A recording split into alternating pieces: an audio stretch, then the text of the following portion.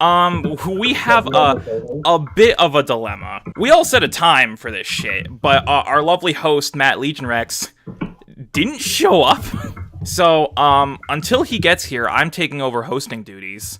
As is custom with our traditions here on the podcast, we X out anyone who hasn't shown up so that they can feel the shame of their failure. So we're gonna put that big ol' X over Matt's face until he decides to show up. Beautiful. Because me and Shane are gonna ritualistically fucking kill ourselves. Yeah. Hey, I'll do it. Who's ready to call Matt on the podcast? Because I'm doing it right now. Okay, you do it right now. Let's see if he picks up.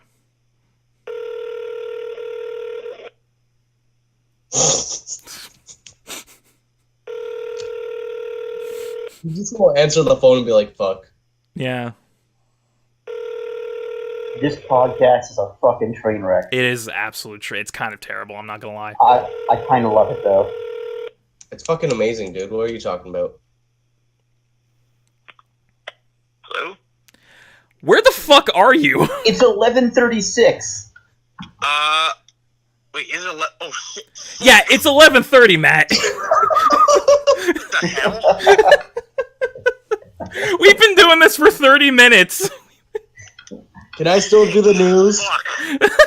Can I still do the sales chart? Yeah, you do it. Okay, get your ass in here, like now. Okay, just a second, actually. Okay, okay, I think I set my... Did you set your alarm for the wrong time? No, I moved my clock. Fuck. Mm. By fucking accident. I'm actually pissed off right now. Okay. Matt, we I'm love you, buddy. legitimately pissed off right now that I'm doing this. Okay. It's fine, don't worry about it. Yeah, it's all good. We've just been shit-talking anime, Like, so... yeah, I mean, we've just been doing simulcast stuff. We can start over if you want, because it's honestly been kind of... Start over. Just give me... we can start over. Yeah, it's honestly been kind of terrible. Yeah, it's not been great. I mean, you can throw us on the Bluetooth or something. Wait until I get in. Wait until I get in there and get things set up. Okay. Yep. All right. Bye. Well, now I have to re-fucking type my intro. Mm.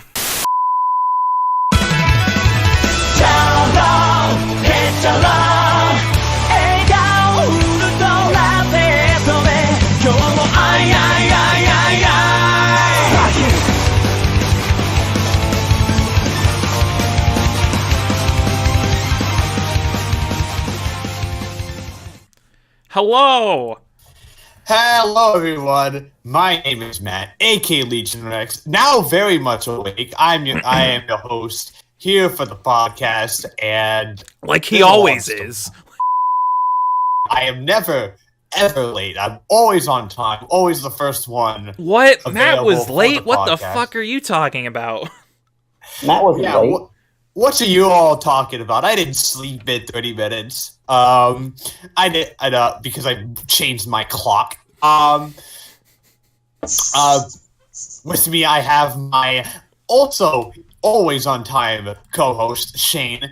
How are you doing today, Shane? Konnichiwa. Anata no shi e yokuso. Watashi wa shinnitai.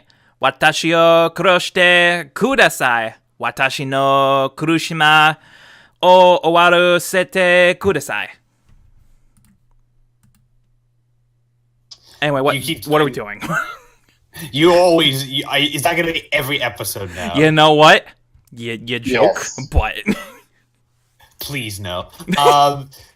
With me, I also have someone who's almost always on time. Spencer, how you doing today, Spencer? Hallo, ich heiße Spencer Hill. Willkommen beim G.A.P Podcast. Vielen Dank, dass Sie mich in diesem wunderschönen Podcast dabei haben. Versucht nichts zu stimmen. Da ist unser zweiter Versuch in diesem Podcast. Mein Lieblingsbinster.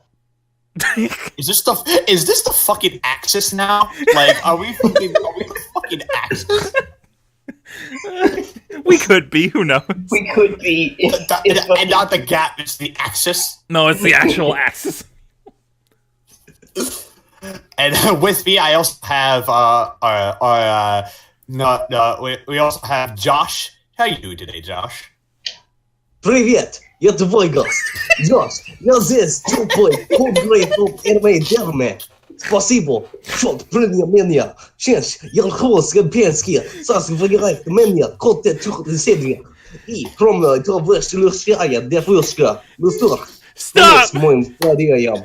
Stop! So what are we doing?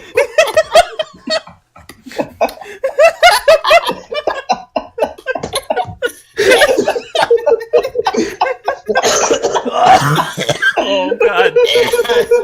Oh no.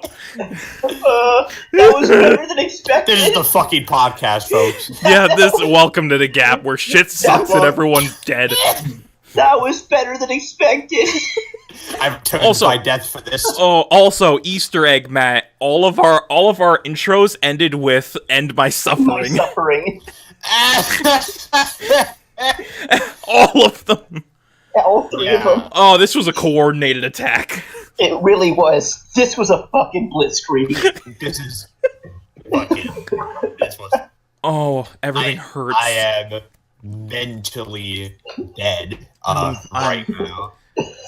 Let's talk about I am- anime and shit. Let's talk about anime.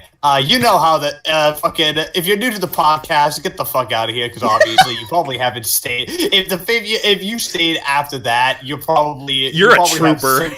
you're either a trooper or have some kind of mental disorder. I don't know which one. You probably have like onset dementia because you didn't even notice that happened. Or you had it. Had a fucking seizure. If you don't know how this works, we're going to talk about some simulcast. We're going to talk about some news. We're going to talk about a featured anime podcast. We're going to start off with some simulcast discussion because it's the brand new season, so might as well talk about it. And hopefully, and it'll devolve into a shit show. And obviously, as you can tell, my expectations for this podcast are now suddenly rock bottom. So now, anything better than that, I have will zero definitely- faith. I have zero faith in us now. No, it will definitely 100% be. It will definitely 100% be better than what I'm expecting now. So let's talk about the new season of anime. Actually, there's a new the new season of anime has started up. We have a ton of new series to talk about, ton of new shows to dissect. And I'm gonna go on the record with the hot take of the season. This season is ass. Mm-hmm. So Kind of ass. this season is ass. It isn't really much, and the stuff that is there is either there's some really good stuff, but most of it's kind of Yeah. or ugh. There's some there's a handful of really good shows, and then the rest is just kind of there. Yeah, the rest is kind of there or really bad. Yeah. And it's one of those it's one of those cases where I feel like the good stuff is definitely gonna dominate the conversation for like the next like fucking 12 weeks, which is gonna be super fun. And by fun I mean not. So it's gonna be the same shit for like the next couple months. So with that, let's start with Spencer. Spencer, what shows? What do you want to talk about on the podcast? What do you want to talk about simulcast for the next? Yes. So, before we get into it, and you know exactly what I'm going to talk about, I want to bring up three. I'm going to do three shows that I want to pay special attention to. And I'm going to try to do different ones than what Shane's probably going to talk about, because we've already been through this. Yeah, we already done this. But, okay, I want to talk about Kotobuki, which is done by the person who made Girls in Panzer, the director of Girls in Panzer. It is girls in planes doing dogfighting, and it's really, really awesome. I want to talk about Kaguya-sama, because Kaguya-sama is really, really good and genuinely hilarious. And Watch that Kaguya-sama girl. And I'm going to talk about Grimm's Notes, the animation. Oh, because I okay. think those are... Because I think... Because I'm picking, like, the 3 shows that I'm pretty sure I'm the only one that's watched. Yep. Yeah. Grimm's Notes surprised me, actually. It's pretty good. I mean, it's Studio Brainspace, and they did Baccano, so of course I'm going to like it, because if I don't, then I'm betraying my love of Baccano. Yeah, apparently Spencer is a traitor. Yeah, but, no. Grimm's Note, really interesting idea. I've yet to play the free-to-play MMO. Probably won't, because I don't like MMOs. They take too much time. But, it's alright so far. Looking forward to the second episode. And, fuck it. Wiz is the greatest anime of the season. Wiz is the greatest thing ever made by a human. Yeah. Let's talk about Wiz. Alright, so Shay, can you do the honors of telling the audience what Wiz actually is? So, no one knew this going in. I got hit with this just as hard as everyone else. This was left out of the market. No one Yeah. knew. This was left out of the marketing, so... Wiz is a sequel to Handshakers, and as soon as I found that out, I was like, you know what? Everything suddenly makes sense. Dude, no, and this isn't not like a thematic sequel or like kind of a sequel. Yeah. It is a legit direct continuation. Yeah. This is not like Double Decker, where it's just in the same world as Tiger and Bunny. The main characters from the Flash show up in major supporting roles with the continuing stories from the last show.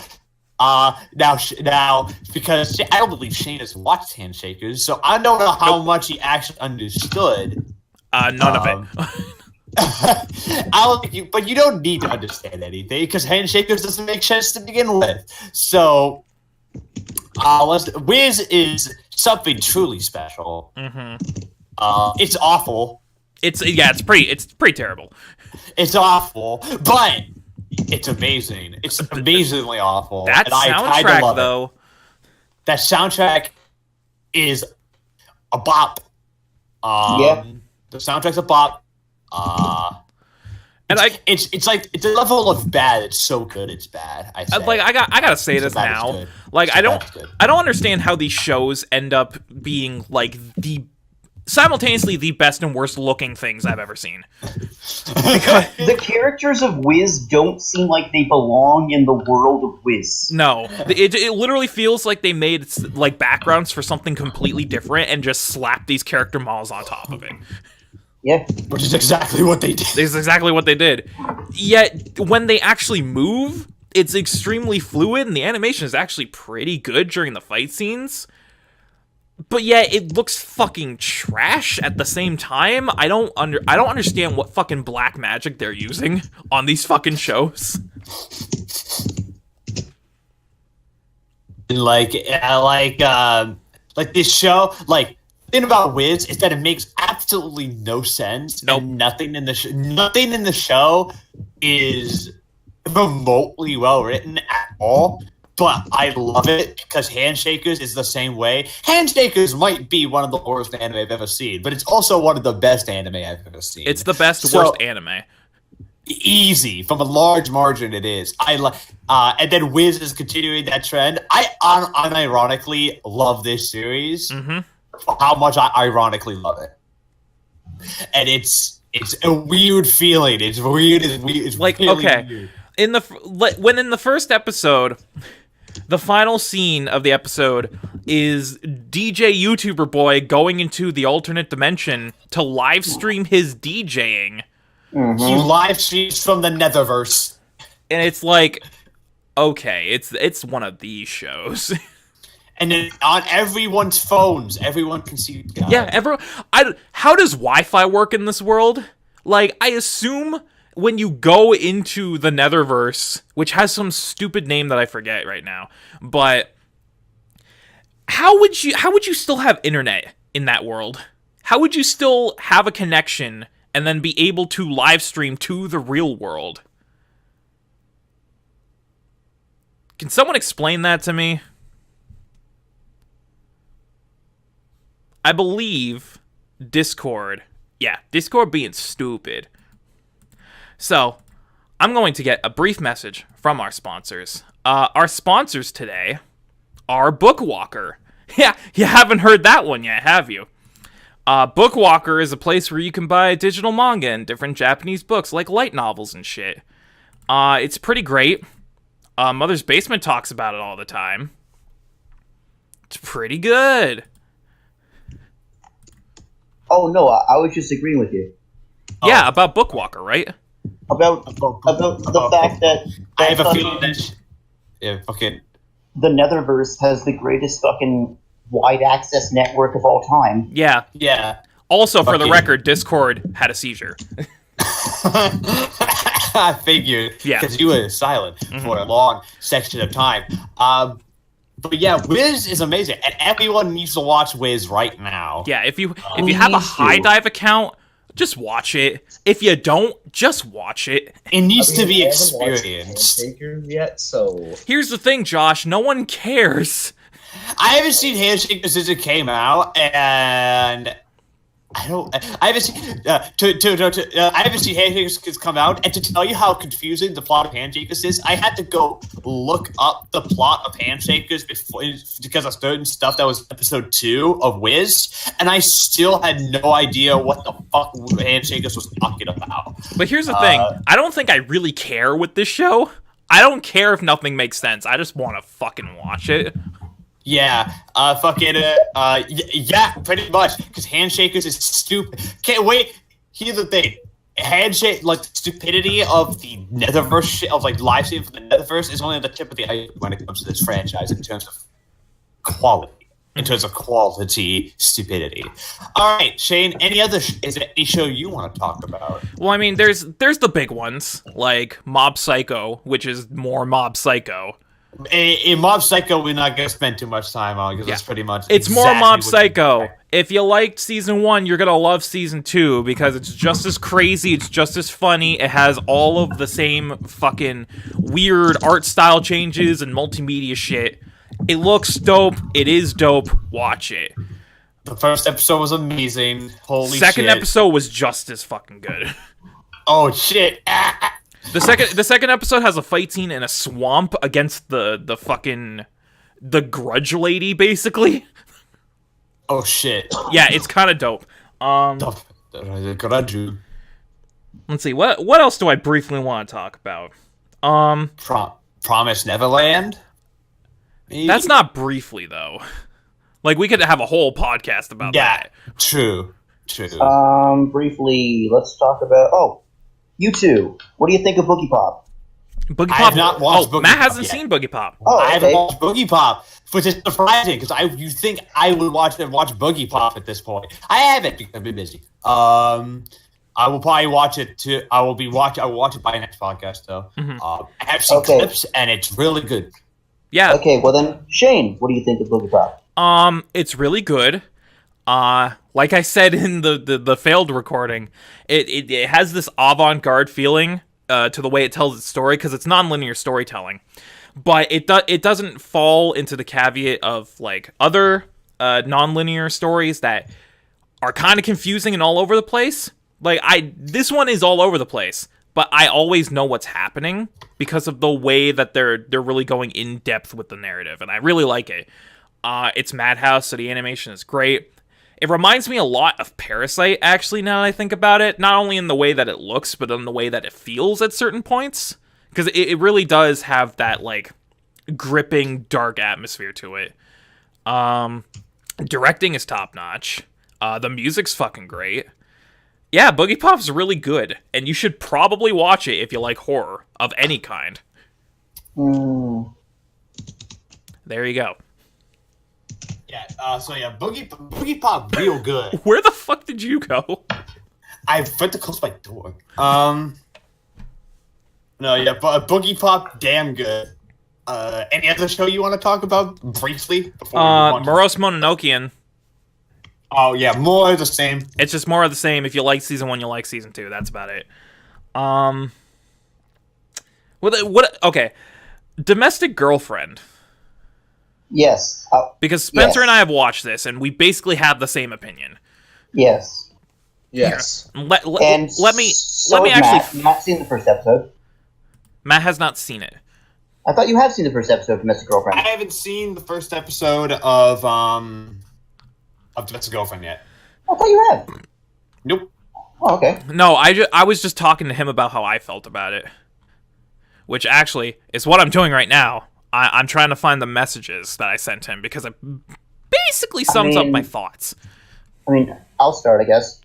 Which is, this show does a really good job at, how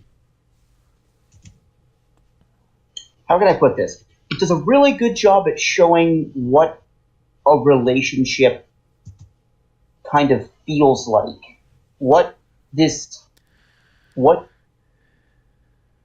When you're struggling with the idea of sexuality and kind of carnal relationships, and how, for the most part, if you've never lost your virginity,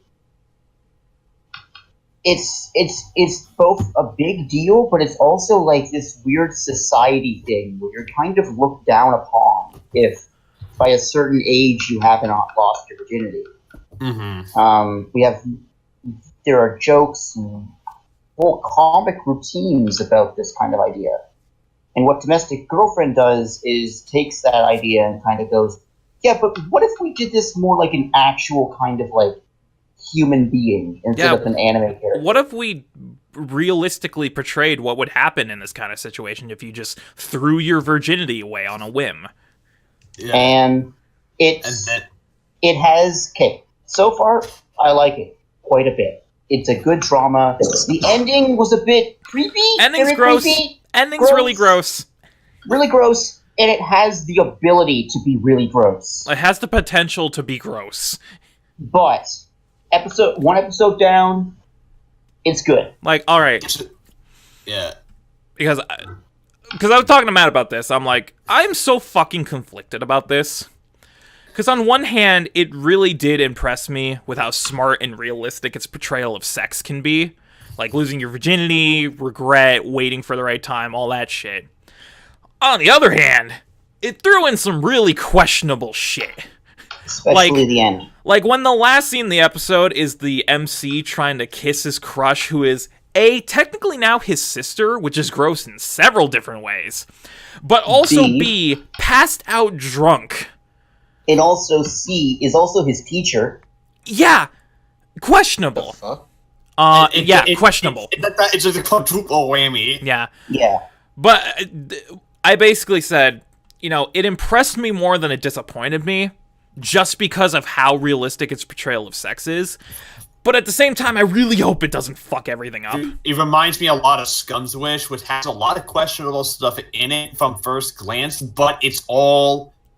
But with Scum's Wish, they do it like in a way where like there's the questionable and icky stuff and like taboo stuff in it is there to make a point, and it has purpose, and it's not just there to be like a fetish thing. I hope this show doesn't become a fetish thing. I don't. From what it sounds like, I don't.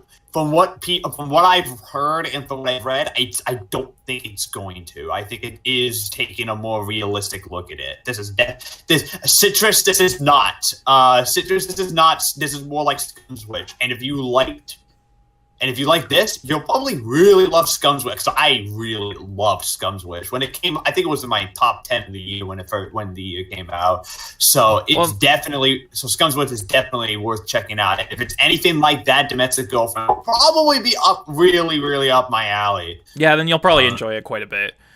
Yeah. Okay. But yeah. Real quick, let's talk about Dororo. Dororo is just Sakuga the show. Yeah, that's why I said, like, I actually super impressed with how consistently amazing the animation is. And I was like, okay. I know it's MAPPA and all that bullshit, but I was like, okay. This is good even for MAPPA standards. Oh yeah, it's really good. I thought, okay, they're gonna do some really impressive animation stuff in the first episode to kind of rope people in, and then from episode 2 on, it's gonna be, pretty consistent standard line level. No. Talking heads. No. Episode 2 fucking whipped just as hard. So, if they can keep this up for the whole season, I'll be really impressed. Yeah. Dororo's great. before we move on to the big stuff, Josh, is there any show you want to briefly talk about before we get started? Here's the problem. I haven't watched a single show from the season yet. Well, that's our Josh for us. I've been too busy watching all my favorite animes, like New Game. Again. Yeah. Again. Okay. Very relatable, though. But let's move on to the big shows. I think there's 2 shows in particular we want to talk about that are huge. Let's start with the one that won't ruin friendships. Yes. Yeah, let's start with Promised Neverland. Because Promised Neverland is... Promised Neverland is my favorite show of the season right now. After 1 episode, it's already my favorite show of the season. Well, guess what, Matt? Spencer said that episode 2 is even better. Episode 2 is even better. It ramps the tension up to, 20. And the tension was already super high in episode 1. Yeah, no. Episode 2, there's a scene, which is between Emma and Isabella. And it's just Isabella, you can tell that she knows something's up and she's trying to test Emma. And the entire beginning, before that scene shows up, is Emma just staring at Isabella with absolute terror in her eyes. And then you learn a bit more, and also this is the episode where they get Ray to join them.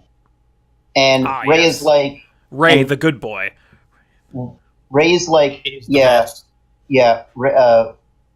Emma's an idiot. We're gonna have to sacrifice people. And Emma's like, we're not sacrificing anybody. We're getting everybody out of this goddamn orphanage. And Ray's like, that's stupid. You're stupid. Ray is going to be the Vegeta of this show. I'm calling it right now. 100%. He looks like Vegeta. Ray does look like, he looks like a small Vegeta. Yeah. He looks like Vegeta if he didn't have, the perfect mohawk. If his hair didn't go up and it just kind of flopped. It looks like teenage Vegeta, where, Vegeta kind of, just let his hair grow out wherever, and, was emo all the time. Yeah, it looks like Vegeta went through an emo phase. This looks like the fuck you, dad phase of Vegeta. Yeah, and I think easily my favorite fucking part of Promised Neverland, though, is that character animation. Oh, yeah. Oh, my God. It looks amazing. This show looked amazing. I don't understand how they managed to get such detailed, fluid animation in the subtlest of movements. Mm-hmm. Cloverworks went hard with this. Yeah, I'd say it's almost like Cloverworks did not have to go this hard in the fucking paint. Yeah, but they did, and thank you. They went this hard for no reason. Yeah, they clearly... This is probably the thing I love most about Promised Neverland. You can tell that the people who make this show have really devoted their craft to making this the best it can possibly be.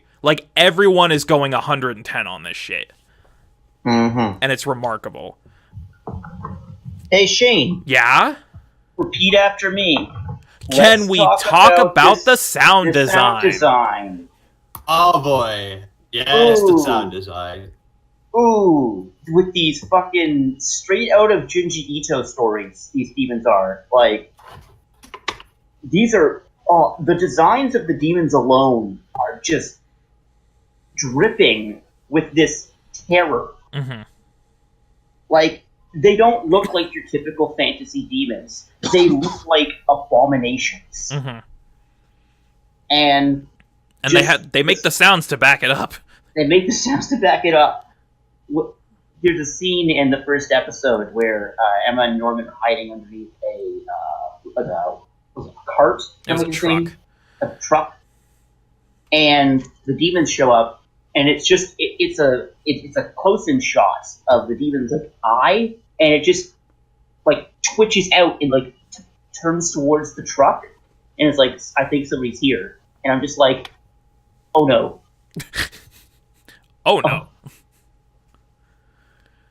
Really good, real good. Yeah, Promised Neverland is pretty great. The show is fucking incredible. The sound design in fucking Promised Neverland is incredible, fucking top tier. When the demons show up and there's just all these like hissing and squishing sounds, but then when they move, it's got like like sounds of like bones crunching when they move. It's like ugh, it makes me feel weird.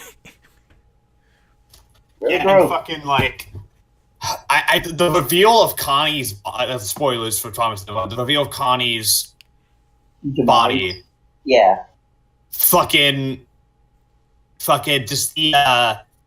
just like the way they take like 2 to 3 minutes to actually reveal it, and so just that tension of like it's something, what's there, it's there, and it's just that like it's like but you can't see it, and that's what makes it fucking scary. And then when it finally reveals it, and it's just a static shot of just the most disturbing looking body. Yeah. With minimal gore. Like, you don't need to have a body like ripped into pieces to be disturbing. Yeah, and then Promised Neverland is great. I fucking love it. I love it, everything. I actually love everything about this fucking show. What I don't love everything about is the next show we're about to talk about. Okay. I have to let my dog out, so Matt. Yeah. Start launch. All Go right. ahead. Everyone mute their mics and just let Matt go off. All right, here we fucking go. All right, so we have there's a new show out this season as an isekai. It's called Rising of the Shield Hero, and I was really looking forward to it because it's a kid of a citrus and it has a good team behind it. But now you know fucking what? This show fucking tell all of you right now. This is going to be the PSA. Don't watch Shield Hero because it fucking sucks. This shit is dog shit. I haven't seen a show this badly written in a while, mainly due to its severe tonal problems, and there's a tone deafness to everything that's in this show that is beyond fucking that of what I've seen before. You have a cast. This is what the Shield Hero is. You have a cast of shitty people. It's a cast of shitty people who get transported to a world where everyone else is a shitty person. They're all shitty to this one guy, and then he becomes a shitty person as well, and then shits on other people. That's pretty much the show, and it's not fun to watch. There's a mean-spirited, ugly aspect of this show that makes it very, very uncomfortable, and honestly, very boring. The show, the premiere of 45 minutes long, the show drags this shit out, and it's really, really boring.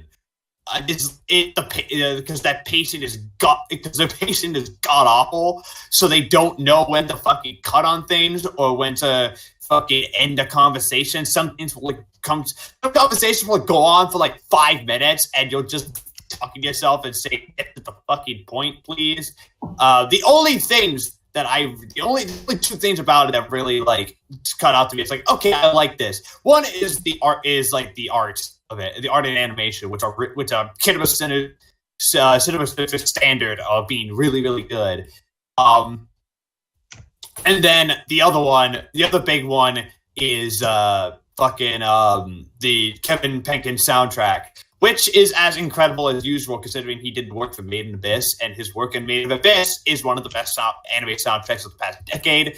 And Shield Hero soundtrack is actually almost just as good, actually. So definitely, if you're gonna watch it, if you are gonna end up watching it, definitely check it out for the soundtrack. The soundtrack's really fucking good. Outside of that, I couldn't stand it. This is definitely a show that is going to appeal to a specific kind of person. And I don't know if that person is watching it for the right reasons or not, but it's definitely going to appeal to them. And because of that, Shield Hero outside of that, it's kind of a mess, and there's nothing really in it that's like being down to me as particularly good, original, or interesting. There's more on my Twitter. I went on a big spiel about it. You can go look up my my thread about it. But yeah, and that's really all I have to say about it. So, all right, I have unmuted my mic. Yeah, let's go from scathing critique to just kind of bored. Shane, what did you think of Shield Hero? I basically have one word to sum up my thoughts on Shield Hero. Here it is. Ready?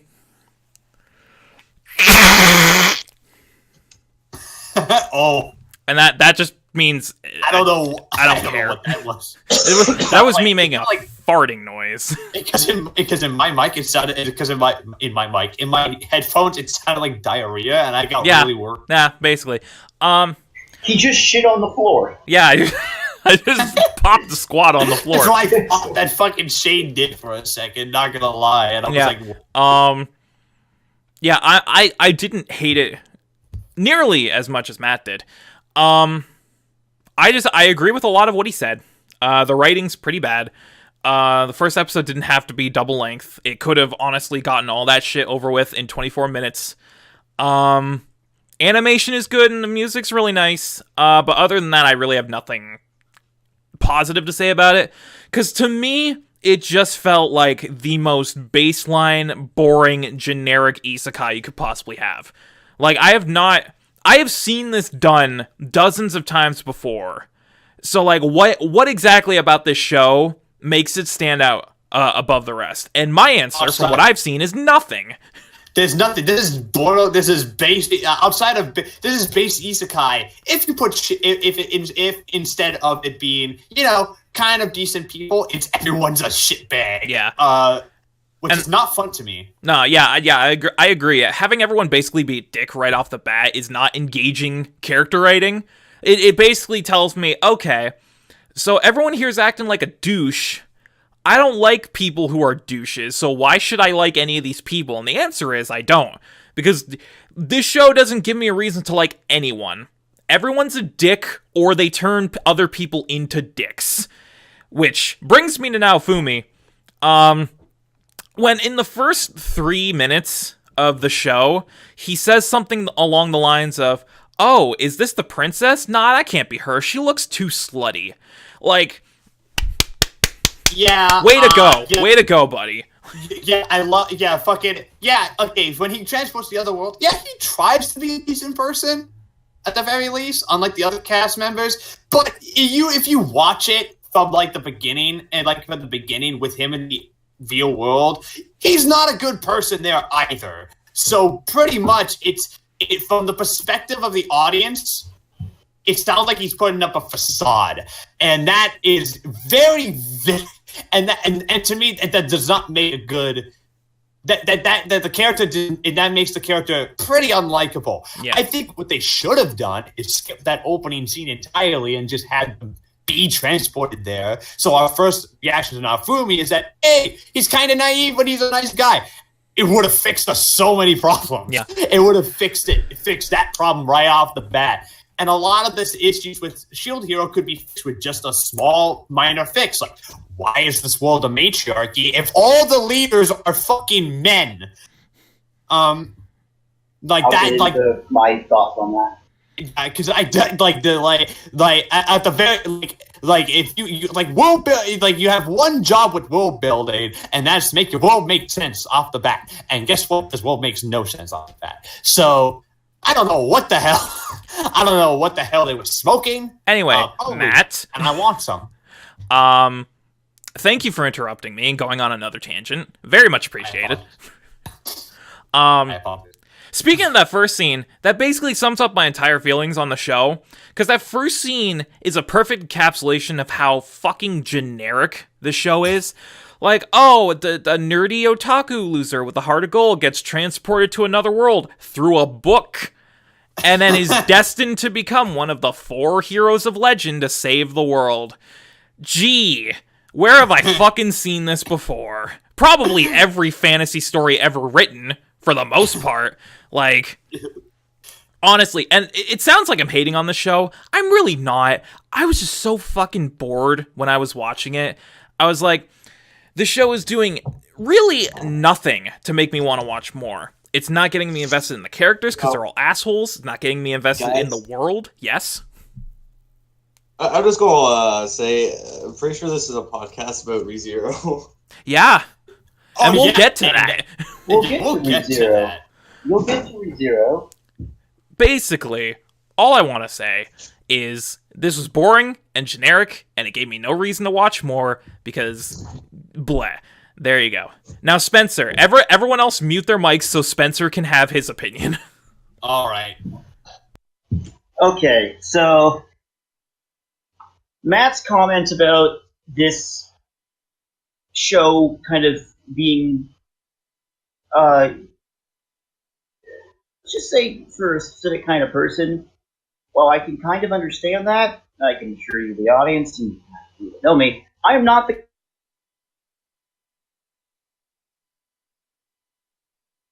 Yes. Wow, that's unfortunate. Discord had a seizure while Spencer was trying to talk about why he liked this show. Hold on. We'll get him back in here. Remember to check out Bookwalker at our link in the description, bookwalker.jp/the G.A.P, where you can get a free 30-day trial on books. Spencer, you might want to repeat yourself because my Discord had a seizure again. Yeah. Anyway, please continue. Okay, so this show is not perfect by any means. Not at all. This is, if it can actually do what I hope it does, it's going to get like a 7 or an 8 at the most. Unless it really blows me away. But the first episode did not need to be like 50 minutes. God, no. It speaking of what Brunrick said, it's like they saw, and we're going to talk about with this podcast, ReZero, and went, yeah, we can do that. And while I think maybe I understand why they were trying to go for it, which is that they wanted to get to the scene with the rape accusation, and then kind of end it there, because, you know, that's like the first big blockbuster moment, but you could have just done that in episode 2. Like, you have a double core. You have enough time to get through this stuff. Now let's get to what I really, really enjoyed about Shield Hero. 1, and I'm coming at you as the only person here who's seen the second episode. So I'm going to tell you right now, second episode fixes some problems. Okay? And it actually fixes a problem to a solution that Matt, you and me talked about at school. Do you remember how you said, I wish that they showed Naofumi as more of a facade of, like, he's putting it on for the people in the town, but when he's alone, Yes. They start to do that, actually. Oh, thank fuck. They do. So, I'm going to basically take you through the first 2 episodes, or I'm going to call it 3 episodes, because that fucking did not be 50 minutes. That's the one thing I hate. So 1, we learn that the Shield Hero has never been respected. In the history of every single 4 Cardinal Warriors, the Shield Hero has never been respected by anybody. It has always gone. People have respected Spear Hero, Shield Hero, Spear Hero, Sword Hero, Bow Hero, then Shield Hero. That's how it goes. That's the main respect level. Why? Because we learn that when Naofumi buys a slave, and yes, that's the first bit of this episode, is that Naofumi buys a slave. Can I interrupt real quick? Yes. Because it's one of those things where, once again, people showed you a scene and went, this is the whole episode. Like, okay, slavery, whatever. Shitty thing to do, but whatever. Why does the slave trader look like the most, like, stereotypical, like twirly mustache villain? He looks like Perle the Foo. He looks like Perle the Foo. He looks like the fucking penguin. Like, he looks like he's about 5 seconds away from tying a fucking damsel to train tracks. He's a short, stubby dude with a top hat, a monocle, and a twirly mustache. And I'm like, twirly ass mustache. Okay, show. All right. You got me. But no. Anyway, continue. Yes. So, yes. Okay, Naofumi buys a slave. And since Naofumi doesn't have money because it's stolen, then he has to buy a cheap slave. So he buys what's known in this world as demi-human, which are half human, half animal. And it's a raccoon girl called Raftalia. And Raftalia's previous owner was extremely abusive to her, tortured her basically the entire time he had her. So for 15 copper pieces, he buys Raftalia. And it shows how slaves are owned, except it's a companion. And we learn that if a companion kills an enemy, then his companion, so if Raftalia kills an enemy, then she gets XP, and so does Naofumi. And Naofumi learns that he never made the girl a companion, because she didn't tell him about it. So he lost out on all the EXP that she gained fighting those monsters. He got none of it. So what we learn in episode 2 is that Naofumi just waltzes into a cantina, or a tavern, sorry, and she, like, Raftalia reads a sign that's like, no demi-humans allowed. And he's like, just come inside, whatever. Who cares? So he goes inside, and the people are not happy to see the shield hero, and they're really not happy to see a demi-human there.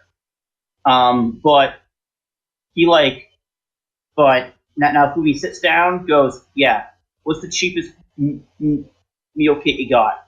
Okay, I'll take it. And she'll have whatever the kid's having. And he feeds her. Turns out that due to trauma, which is that... So, we get a bit more backstory, which is one of the reasons why the shield hero isn't liked is because the shield hero was respectful, kind, and nice to every race in that world, that aside from just being human.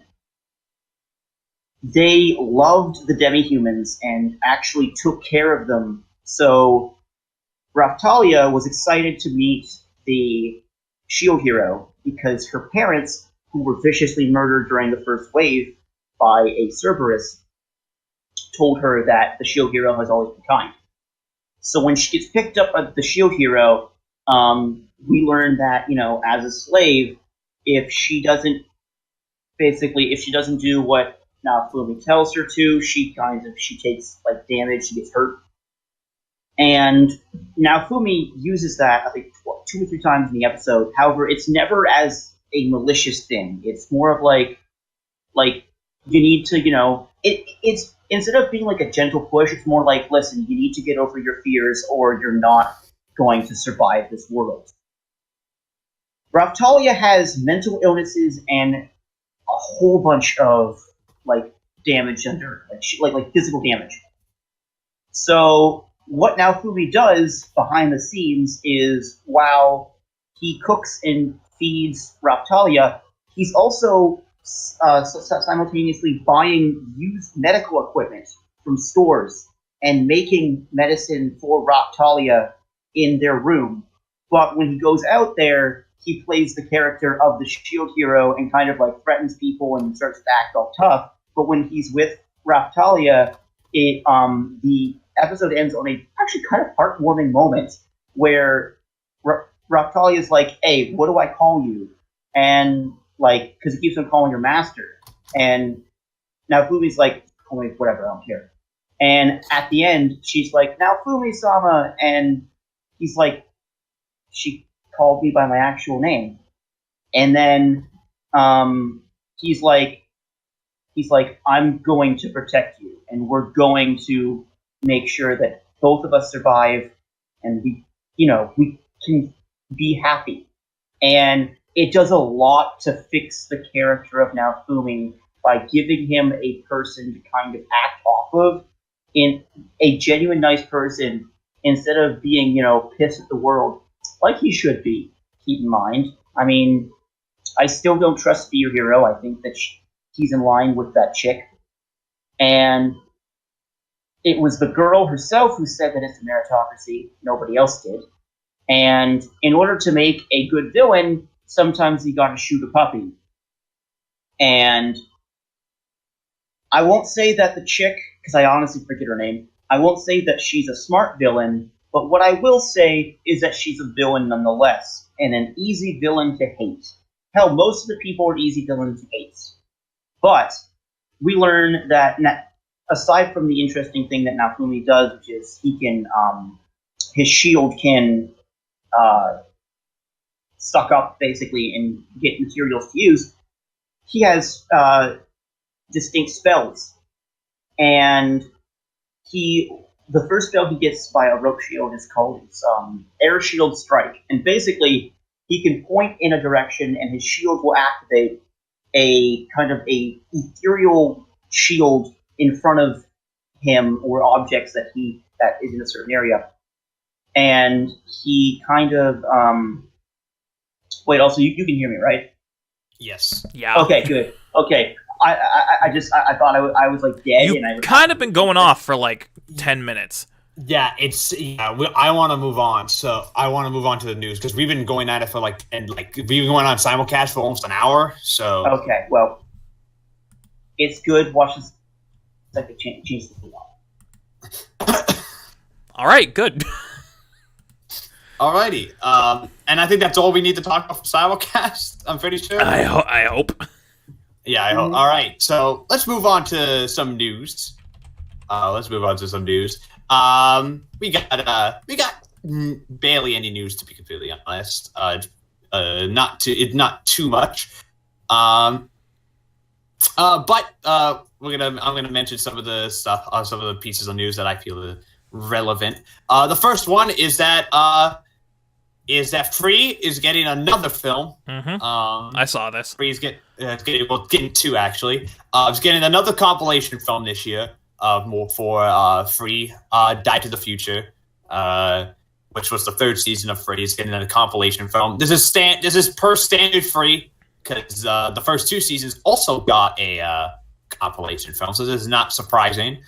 Of course, the big news of this is actually that there's going to be a new Free film in summer 2020, which of course coincides with what the end of season 3 of Free said. So so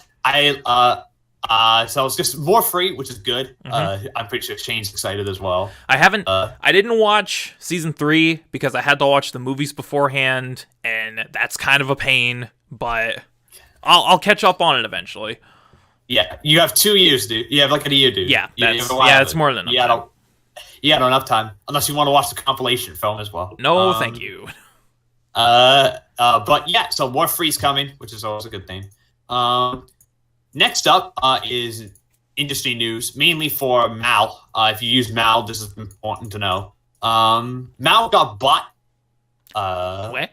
Anime database website MyAnimeList and ebook distributor MediaDo Holdings announced on Tuesday that MediaDo has acquired MyAnimeList from DENA. According to a statement made by MyAnimeList founder and site operator Gazler, DNA will continue to operate the site for the next few weeks as a bunch of logistics and legal hurdles are still being worked out. After this, the new team at MediaDo will take over and have a new vision for the site's future.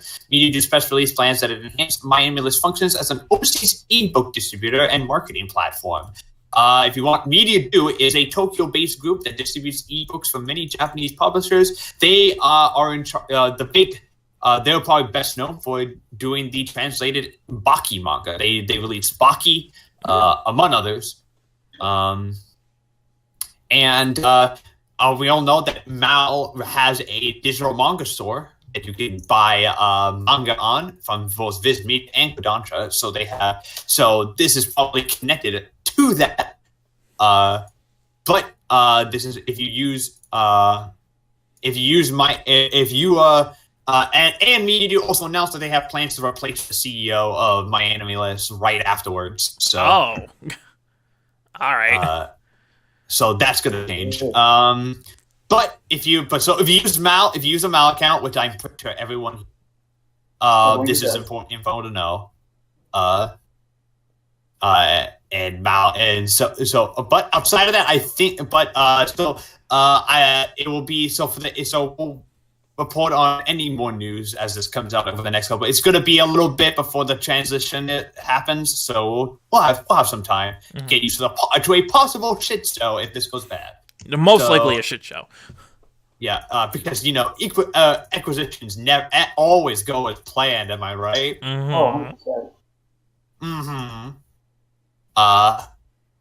In better news, we talked about Fruits Basket a while back and how that's coming back, and we're all very excited. We know when it's premiering. It's premiering this April. In the spring 2019 season. For extra note, the Fruits Basket, this new Fruits Basket anime will be a new cast and staff. The previous one, per the request of the author, and will cover the entire story of the manga, all 25 volumes, the entire thing. I'm very excited. Yes, I'm very, very excited. Are you excited, Shane? Right?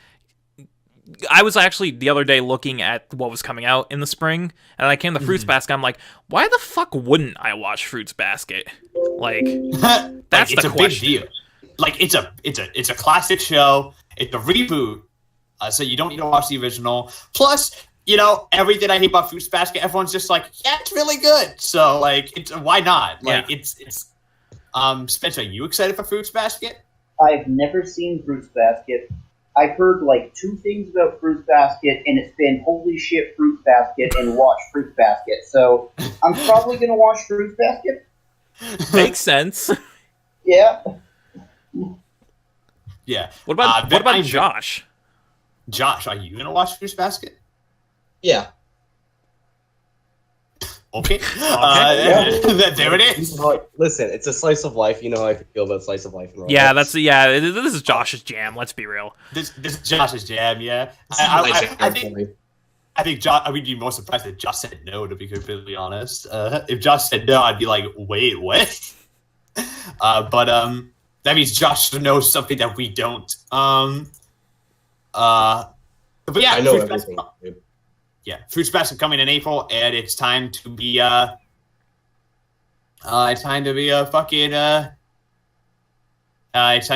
hyped.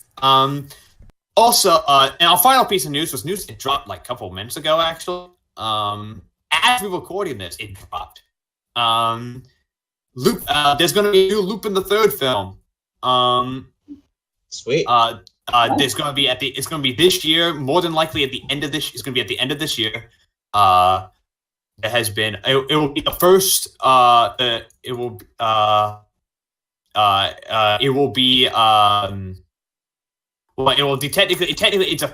When I say film, it's technically a special because it's aired on TV. But the big deal about it is that it's going to be the first original Lupin like film or special in like a decade. So which means completely standalone as well. So if you've never seen anything Lupin the Third, it's definitely you can still check it out. It will be it is going to be between Jingen and Lupin, and if you know Lupin the Third, you know who Jingen is, and Jingen is the boy. So Shane, you need to sit down and watch Lupin the Third because I'm pretty sure Lupin the Third would be up your alley. Yeah, you've just never seen it. Yeah, I've never seen it either, actually. You need to watch it too because it's up your alley too, Spencer. With if you like Bebop and Bacchanal, you're gonna love Lupin. Lupin the Third is a classic too. Yeah, it's so good. And hey, I can watch it because it's all legally available. Yeah, it's all legally available, and there's a lot of it. But it's all standalone. You can just jump into any part you want and just watch. There's like 5 parts and how many movies? One of them's done by fucking Miyazaki. It's on Netflix. Go watch Castle of Cagliostro. Yeah, watch Castle of Cagliostro. Castle of Cagliostro is actually like a masterpiece, and it's honestly one of the best anime films ever made. So if you haven't seen it, definitely check that out. Hey, Matt? Yeah? There's one piece of news that I actually do want to talk about. Already? I'm not sure if you have. So, you guys know one of my favorite ecchis, Subaru. Oh, yeah. I don't know about this. The writer Kentaro Yabuki is also known. He's doing Darling in the Franxx. He's doing the manga for it. Yeah. Oh, I read this shit. He announced something really big. What? Mhm. The Darling in the Franxx manga is going to be making huge major divergences from the anime, which basically means that knowing Yabuki, he's a great shonen writer. I can see him taking Darling in the Franxx in a great direction and possibly remedying the failure that was the anime. This has me really excited. Maybe Darling in the Franxx won't be shit anymore. I don't know how much you can change. I don't know at what point he is in manga right now. I don't know where he is. He's around probably episode like 13, 14. Oh, yeah, so around like 02 backstory shit. And yes, he's right around the shit part where it starts to go to shit. So if he can fix it, I will be more than happy because Yabuki is a great writer. Yeah, I hopefully because I want things to be good. I don't want things being bad. Like I want things to be good. So, but I think we're pretty much done with the news. There's not much news this week. Yeah. And now we'll move on to anime sales charts. Otherwise known as Rip Sarune. Yeah, So, Spence has requested to do this, so I will let him take the reins on this. Thank you very much. So, Zombieland Saga has passed over 20,000 copies sold. Yes. SS Quad S Gridman is now at approximately, like, I think it's about almost 9,000 copies sold for DVDs. No, sorry, for Blu-rays. Girls in Panzer is at about 16,500 sold. Review Starlight is doing okay. It's almost at 5,000 copies. Review Starlight is doing pretty damn well overall. Actually. Yes, overall.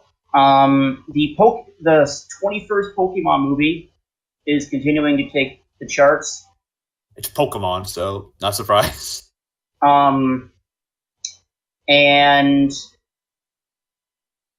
Fate Fate Extra. It's Fate. It's gonna be good. But let's talk about the big one, shall we? And that's how Sarune is a bomb. It's the worst selling. Fucking bombing hard. It's. I'm pretty sure. I think it's the worst selling Kyoto Annie property. Yep. It's the first selling KyoAni property since back in 2006. It has sold in its first week of sales 828 Blu-ray copies, and 576 DVD copies. Yeah, so it's not like a huge bomb, but Yes. for KyoAni standards, this is pretty bad, and it's and considering the fact that KyoAni has not had the best year, Free Dive to the Future underperformed. And Violet Evergarden did really well. It probably did the best out of all of them last year. Violet still was under like some of their bigger titles in terms of sales. Mainly because not because it wasn't not because Japan didn't like her or anything, but just because Violet was. Yes. Remember, go to that link, bookwalker.jp. Get your free 30-day free trial of Bookwalker. Also, our sponsors are Discord. If they could fucking get their shit going. And only top the DVDs. DVDs, yes. These long-running shonen, they don't make Blu-ray. They only make DVDs out of them. Yes. What are we talking about? We're talking about how One Piece is at the top of the DVD charts with their 19th season, the whole Cake Island. One Piece is always at the top of the DVD charts, dude. Yeah, they don't release it. Yeah, fucking. Also, I think I want to mention that. I actually want to mention this. Kataro kind of dropped. Yes. Because its first Blu-ray release was pretty huge, actually. But its next one dropped 1,000. It's under 1,000 now. So it's 671 copies for the Blu-ray box kit, and for the DVD kit, it is 236. Yeah, that's unfortunate. Unsurprisingly, though, since long runner, Kataro does not rely on sales to fuel its thing it flies on TV broadcasts and merchandise. Where it does very well. Kataro's always done very well in terms of that. Mhm. So Kataro will be fine. Do not worry about Kataro. It will be fine. And for those of you at home, Grand Blue Fantasy, the animation, will not die. It's still selling. It's still selling. Still selling. It's at number 23 of 163. With over 30,000 copies sold. Can this fucking show die already? It ain't gonna die. It will never die. It will never die. And let me check what this Grand Blue is. Fantasy. Oh. And My Neighbor Totoro continues to sell DVDs. It's at almost 150,000 copies sold. It's Totoro. It's fucking My Neighbor Totoro. What? Yeah. Like, It's My Neighbor Tots. I mean, yeah, that, and I guess Funny Girl's selling pretty good as well. So yeah, I think that's pretty much it, actually. yeah, that's all I can find. That's interesting. Now, just said about Subaru. Now let's move on to what we actually want to, because we have a lot to talk about with this show. This week's featured anime is this week's featured anime is a long anticipated one. It is the isekai drama, isekai psychological drama, ReZero, Starting Life in Another World, directed by Masaharu Watanabe and written by Masahiro Ryokotani from Studio White Fox, and it aired for 25 episodes from April 4th, 2016 to September 19th, 2016. It is currently licensed by Crunchyroll, where you can watch it on their website for free. Just don't watch the dub. Do they even have the dub up yet? they don't actually. It was one of the things they picked up on Foodie, but they never picked up and they never put up. And don't bother. It's one of like the dozen shows that they still haven't put up yet. Don't bother emailing their customer support about it, because they'll just copy paste something from the forums. Like, part of the licensing situation is that some shows will I'm leave. pretty sure it's stuck in license. The dub is the dub along with a couple of others. I think like Mob Psycho. I'm pretty sure like Mob Psycho's another one. Mob Psycho, New Game, Ancient Magus, they're all stuck in licensing hell right now. They're all stuck in licensing hell right now. So Look, I don't think you realize just how salty I am with that New Game, man. I thought the dub's on Netflix. Again. No. the face I made. What the fuck are you talking about? Oh, I think I'm thinking of High Score Girl. That's probably what you're thinking of. Probably what I'm thinking of. I'm gonna check it right now. But yeah. Yeah, that's probably what you're thinking of.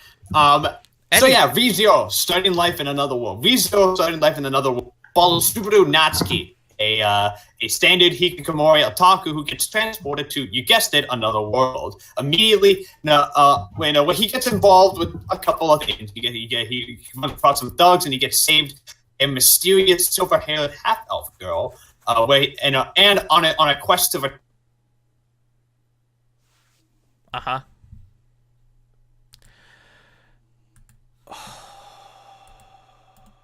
really hate Discord right now. Discord's actually pissing me off right now. God damn it.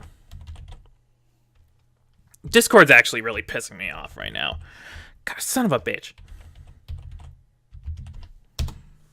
Really pissing me off right now, actually. Because, like, for no fucking reason, it just keeps disconnecting. I am sorry. I really am. I'm just that...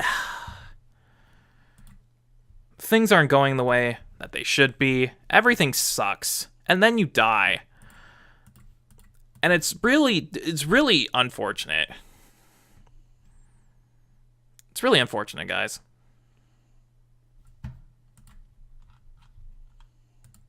To see what I think, but I hate everything. When did it cut out? It cut out while you were giving the synopsis, because Discord is just being fucking stupid today. Alright, so, ReZero, Starting Life in Another World follows Subaru Natsuki, a standard hikikomori otaku who gets transported to, you guessed it, another world. He gets involved with some thugs, but then he gets saved by a mysterious half-elf, silver-haired half-elf girl who requests that he joins on a quest to find her insignia. While on this quest, he dies very brutally. In fact, along with the girl, they both get killed. But then he finds himself essentially reborn back at the street vendor that he once stopped at. He finds that he has the ability to return from death, where he can, where whenever he dies, he retransports back to a particular moment in time, and then redo that series of events, and thus begins his quest to protect the silver-haired girl, which he finds out is named Emilia, and this leads him to of course, this leads into conflicts with Ma Beasts, the jealous witch, and of course, the witch's cult, the witch cult that worships this particular witch, and a bunch of bad things also happen along the way. Lots and lots of bad things. All right, so this is the first time for both Shane and Spencer watching this show. I was about to say, like, I'm a big dub. Josh has seen this multiple times. I've seen it. I was the one who fucking requested it. Yeah, I've seen it twice now. Let's start with Spencer. What do you think of ReZero? This is the greatest isekai ever made. It's not even a hot take. Like, that's just facts, really. No. That's why I didn't even preface it with hot take. This is a cold take. This is the greatest isekai ever made. And I have no words to describe how perfect this is from start to end. It's just fucking good, dude. It's just fucking good. It's real good. It's real good. Shane, what do you think of ReZero? Yeah, I gotta agree. Like, isekai is not really my jam. Most isekais are kind of garbo. And every now and then there's a really good isekai that I like. Like right now, yeah, I'm watching Slime and I'm really liking Slime. But as much as I like Slime, I can't deny the fact that ReZero is something fucking special. Like, yeah, it's not even a hot take because it's just fact. This is the best isekai ever made. Nothing will even dream of coming close to this shit. Just the way it presents its story and the world and everything that happens to all the characters. Like, this is fucking phenomenal. And I have a couple gripes here and there, but this is as close to perfect as it could possibly be. I fucking love this show, dude. It's just fucking good. Yeah, I think we know how Josh feels about it, but I'd like to hear it from Josh himself. I mean, Josh used his meta for this, so that should give you an indicator. How do you feel about it? How do you like ReZero? I believe I was the first one of all of you to watch it. Maybe you, Matt. I don't know. I've seen it already when we met. But I watched ReZero knowing a bit about it, but back in 2007. 2017, let me change that. And yeah, I was gonna say I don't think that. I believe it was one of my first isekais I've ever watched. Mm-hmm. And what a great fucking isekai to start on. ReZero is probably, I'm going to say, it's the best isekai to start anyone on. Well, yeah, because it's the best. It just fucking smacks you right in the face. It's fucking amazing. Its storytelling is perfect. Its characters are all perfect. Each character feels fleshed out and well designed. The world is living and breathing. The soundtrack is awesome. The openings are amazing as well as the endings. Mm-hmm. The animation is fucking gorgeous. Mm-hmm. Everything about it is just brilliant. Yeah. You need to watch this. This is one of the essential animes. Agreed. ReZero is a... Oh, go ahead. Is it the best isekai? That's up to debate for me, but that's also because I've watched a lot of isekais, so... It is! Between that, listen, it's between that and Konosuba, but... Konosuba is weird because it's a parody. The reason why Konosuba is also so good is because, if you guys didn't know, the writers for both Konosuba and ReZero are best friends, and they do D&D a lot together. And that explains everything.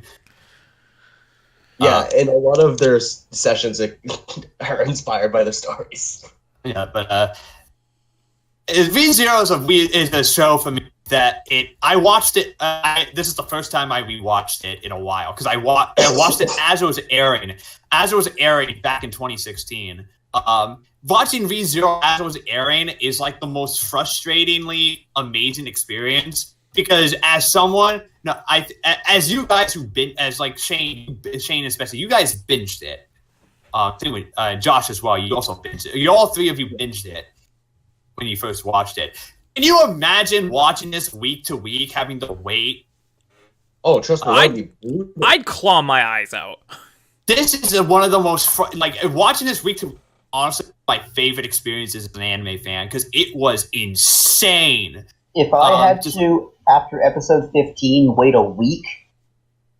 Yeah, you have to wait a week after every episode because ReZero does its cliffhangers so fucking well. Like this is a show that like honestly like I rarely see a show like this that like uses this cliffhangers to like the fullest potential. Like every single cliffhanger works. Every single one of them actually like makes sense in the scheme of things. I love how it barely uses OPs and ending themes.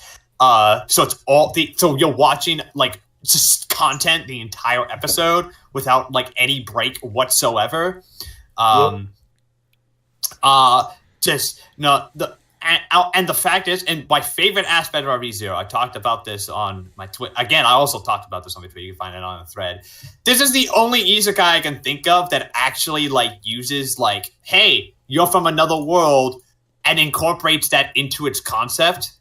Because if you really think about it, a lot of isekai just use that as a gimmick. Like I'm gonna bring up one that is like pretty egregious in that, and it's fucking it's Death March. To the parallel world Rhapsody. And Yes.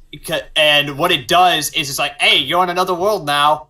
That has nothing to do with that. You're in another world now, and then the story itself has nothing to do with the fact that he's in another world.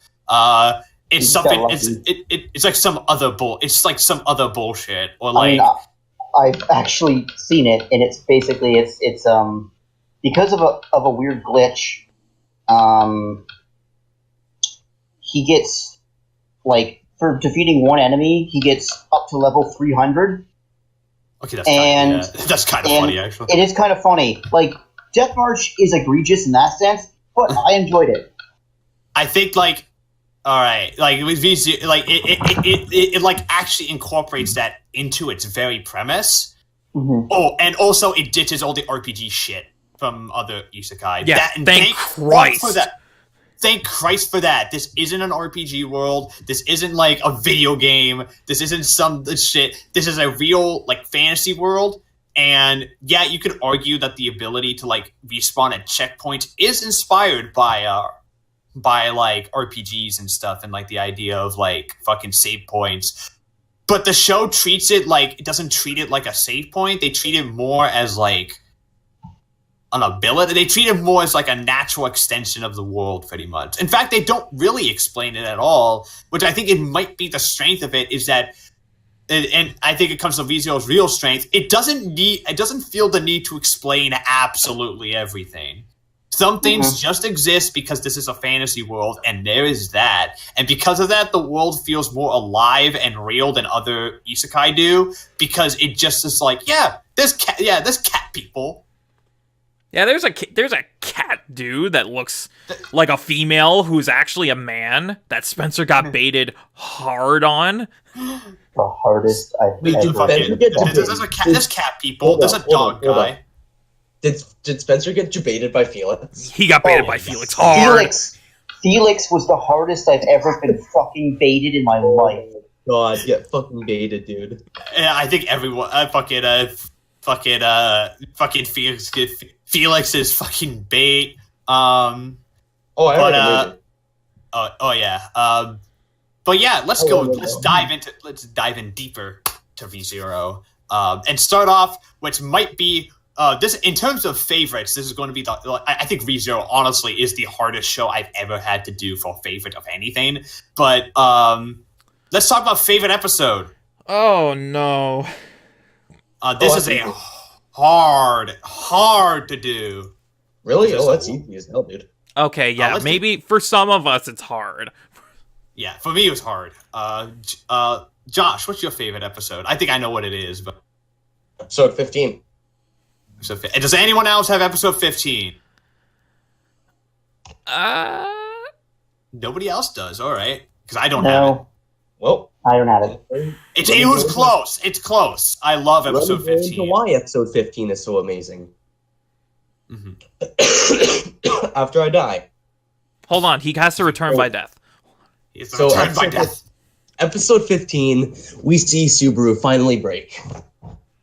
He finally just gives up and breaks. He's had enough. He just doesn't want to do this anymore. And his mind says, fuck, I'm done.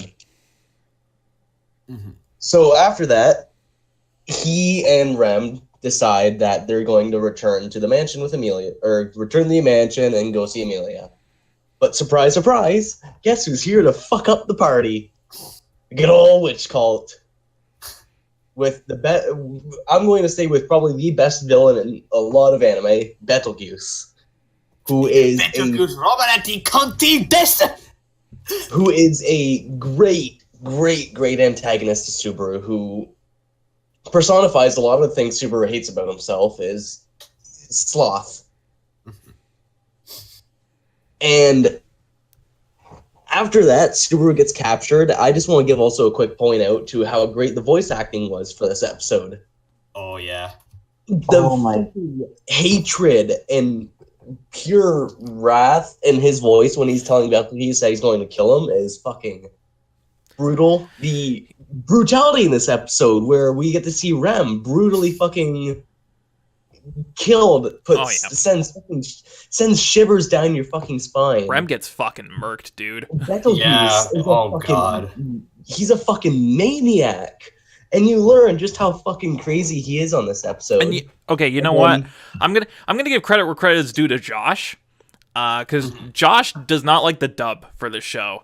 And honestly, after watching the sub, I don't know how they could replicate that in English. I really don't. So 15 is not my favorite episode, but 15 might be my favorite end to an episode. The last shot of this episode is frankly... Listen, guys, I'm getting to that. I was just going to fucking say the ending with Rem breaking out of her chains with her twisted and distorted body to just free Subaru with her last ounce of life hits home. And then as soon as it starts happening, we get probably my favorite track of the entire show, the Elegy for Rem, starts playing, and we have Subaru finally snap into his senses, pick Rem up, and finally say, let's go home.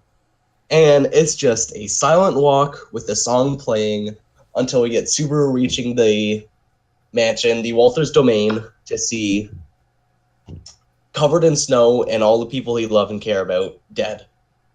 And then in the final moments, we get to see Puck look at Subaru and tell him to sleep with his daughter, Emilia, and beheaded, and it ends on that with the credits flying through, and we just get Subaru sitting there, dead, with his head on the floor, holding a dead Rem. That's such a good ending for that episode.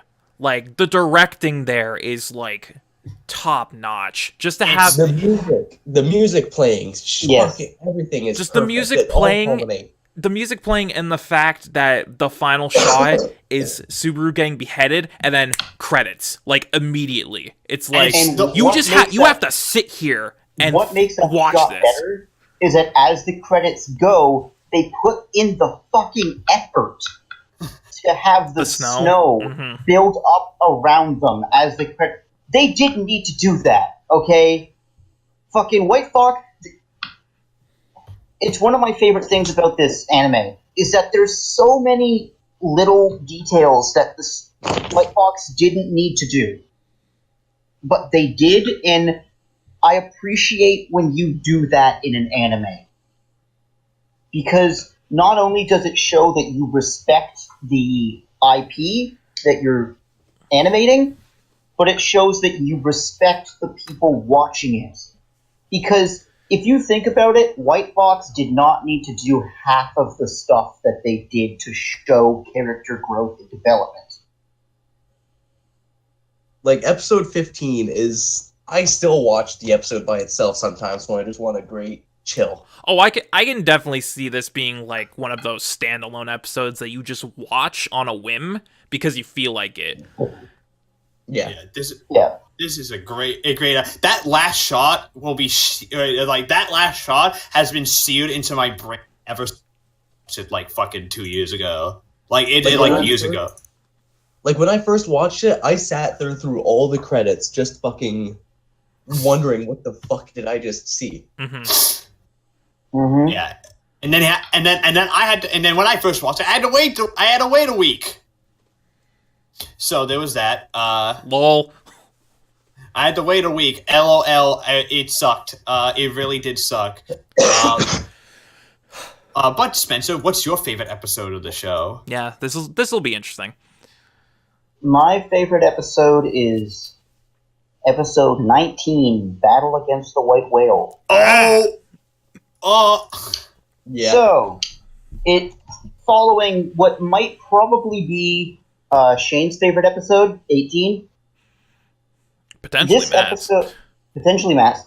This episode basically focuses on, okay, so some stuff happens after 15, comes back, tries to get help, and then, spoiler alert, I guess, for a show that which you should expect us to happen a lot, Subaru gets killed again. So he comes back. There's episode 18, which you could watch by itself, and it's just a character study of Subaru and Rem.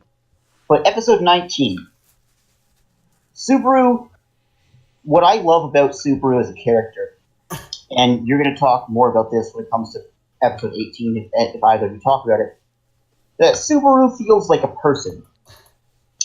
But he feels like the isekai audience. The show does a good job at luring the isekai audience into thinking that he's just like them. And then episode 18 happens and you learn no. Subaru is a terrible person. He is selfish, he is conceited, he is egotistical, he is pig-headed and stubborn. He's not a good guy. You should not strive to be like Subaru. No. So when episode 19 happens, and he's like, hey, last time I tried to go to the other people that were running for Candidates. Queen, the candidates, I failed miserably because all I was worried about was saving Emilia. And if I don't save Emilia, then life isn't worth living. This time, he uses some democracy. He learned some fun stuff. And last time, he took a picture with his phone, and he's like, hey guys, we're going to defeat the White Whale. He has something they want.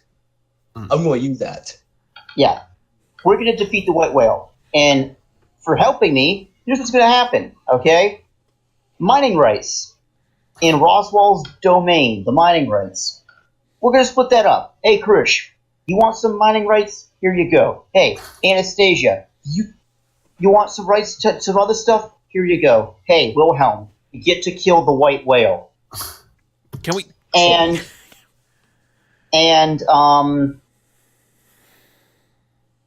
Happens, and it actually, aside from 15, is my favorite ending sequence.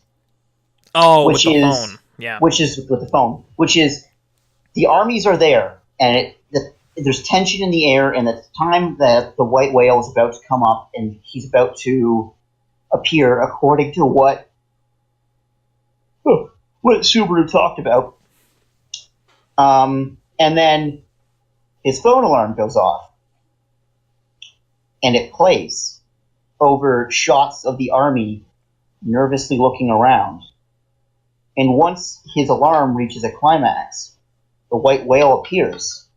And then the chiptune becomes an actual orchestrated piece, plays over the credits as Subaru finally, with Rem in tow and the greatest dragon of all time, Patharsh, leads the charge to kill and vanquish the White Whale. And it's just perfection from beginning to end. Okay, Spencer's done. All right, Shane. What's your favorite episode? Because Do we have the same one? I think we might. I think we might have the same one. It's episode 18. Episode 18 from It's episode 0, 18, dude. Like, there's no contest here. I don't think. okay. Matt brought this up, and I agree wholeheartedly. This episode reminds me a lot of when we watched Blast of Tempest. You know those like 4 or 5 episodes where they were just talking, and it was the most engaging thing on the planet. Yeah, That's this episode incarnate. This episode's one conversation. Like, that's all it really is. It's a conversation between Subaru and Rem, and it takes some. And there's a lot. There's impassioned speeches, declarations of love, rejection, happiness, sadness, all the good shebang, and it is glorious. It is like it runs the whole gambit of emotions, and it really delves into who each of these people are. Because Subaru kills himself to try to be a good person, but on the inside, he's selfish, he's arrogant, he's obsessed, and you can tell that that's taking such a huge toll on him. And he just comes out and says it. I'm a terrible person. I don't deserve anything that's been given to me. I'm a failure. I should just go die. And Rem's like, no, you're not. Shut up. You have so many good qualities. Yes, what was that? Okay. Yes. All right. But she's like, no, shut up. You're not. You're being way too hard on yourself. You have so many good qualities. You just don't realize it. You focus too much on the negative and you let it consume you. You just gotta be who you want to be. And it's like that conversation is so goddamn engaging, emotional, heartbreaking, triumphant. Like, this episode really just shows how good the writing in the show can be. Because, like, no contest, honestly. My favorite aspect of this episode, my favorite speech is from Rem when she starts describing what she feels like if she did run away with Subaru. Because Subaru asked Rem, like, hey, we should go just run away. Fuck this. Rem, my favorite speech from Rem is her just describing what she feels the life that they would lead would be, and it's like I fucking like that. Like it's both like kind of it both makes you go aw while also going aw. Like it's both like super fucking heartwarming, but also fucking sad because you know it's never gonna happen. Because you know, because with the end of the, because it's all building, and then just those words come out. I love Emilia. I love Emilia. It's like it hurts, You know and you feel it. Here's one thing I want to say. I want to give mad props to Subaru for never ever just saying, you know what, fuck Emilia, I'm done. He sticks to her like fucking glue. Yeah, this man is dedicated to both his benefit and detriment. And yeah, to both his benefit and detriment. And I want to appreciate Subaru for actually letting Rem down gently. Yeah, like he has this breakdown. He's like, I'm a terrible person. I don't deserve anything. And then Rem basically reassures him that, you know, he isn't a fucking trash person. And he's like, I'm sorry. I love Emilia. Like, I really appreciate you doing this, but I know where my heart is. And she's like, I know. It doesn't bother me, kind of. Yeah, it bothers me, kind of. Internally, Rem dies. Yeah. It is really, really sad when she describes that life, and it's, for all intents and purposes, if there was no Emilia, it's a perfect life. Yeah, it's pretty much exactly, I think, the life that they would be living. Yeah. Yeah, and it's pretty, and it's such a good episode. And this was a hard thing because honestly, I could, from episode like 15 to 25, every episode is like, oh yeah, here we go. Like every episode, like it just starts and keeps going. Like, it just never stops. So, but yeah, I absolutely loved. But I actually really loved this. It was really damn good. Mm-hmm. But so we went through favorite episodes. Now let's go. What I think is probably this is the hard. This is favorite characters. What's your favorite characters? This. Before we start, this is the hardest favorite character I've ever done for the G.A.P. Are you So talking this about is best girl or just favorite character? favorite character in general. This is the hardest fucking one I have ever done. Oh my Never had to god. think of. Dude. So let's start with Josh. Josh, who's your favorite character? I think I know who you. Listen, I have my best girl, Mm-hmm. but favorite character is Something else. so fucking hard to choose. And I think I'm just going to have to stick with Emilia. Emilia. Because Hey, Emilia. she's just such a great character, trying to do her best to fucking be who she is. She's dealing with all the hate from the people due to her half-elf nature and how people constantly compare her to Satella. Yet she doesn't care. She don't give a shit because she's still trying to be the king or queen or whatever you want to fucking say. And she's fucking awesome. And she's just adorable too. And I love her interactions with Subaru, and she's just a great character all in all. I fucking love Emilia. All right, there you go. Fuck Ren. Fuck you. Emilia's better, man. All right. Spencer, who's your favorite character? I have like fucking 6, dude. Yeah, you have to pick one. You have to pick I'm one. I'm gonna go with Come on. You know You what? say the dragon that he gets. I was tempted, Matthew. No, I'm gonna go with another character that doesn't show up that often, but I love him. Who is it? Motherfucking Otto, Otto. the fucking Yeah. The fucking carriage hero- driver. the carriage driver, hero to the stars. Let's talk about Otto for a second, because I don't think he gets enough play. Okay? So, what does Otto do? One, he takes a large amount of coins in order to bring Subaru to the castle, to the mansion the first time. Lets him off, says, hey, later. Subaru gets killed.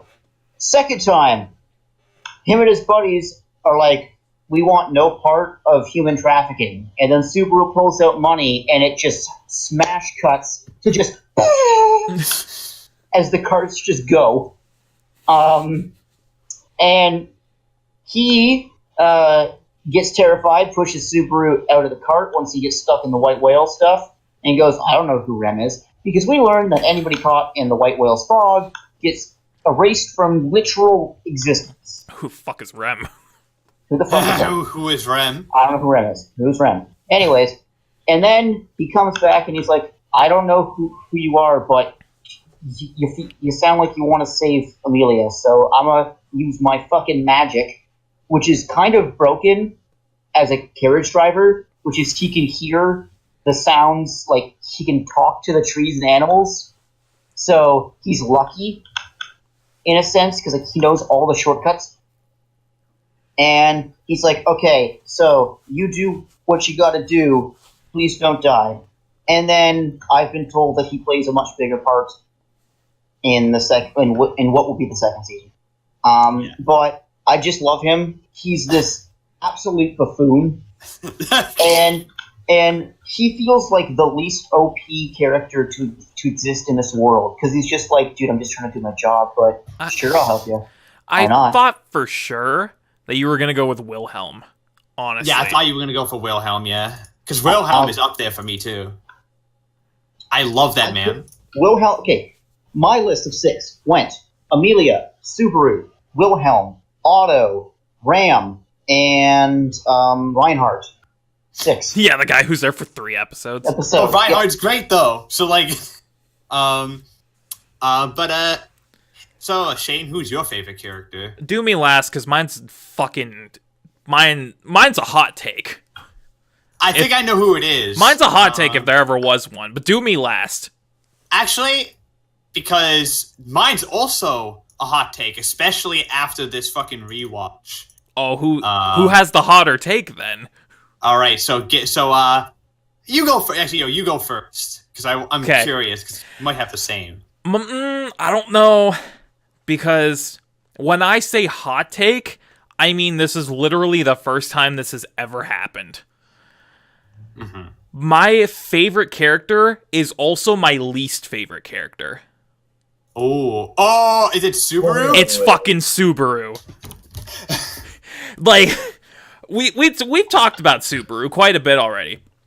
Subaru is kind of, typical otaku loser, isekai protag, but he's a really nice guy, and he just wants to help people, and he has self-confidence, and he's just trying to be a decent person. He meets up with Emilia, he's like, oh, she needs help. Okay, I guess I'll help her. And then that fucking snowballs into oblivion. But Subaru's just a nice guy.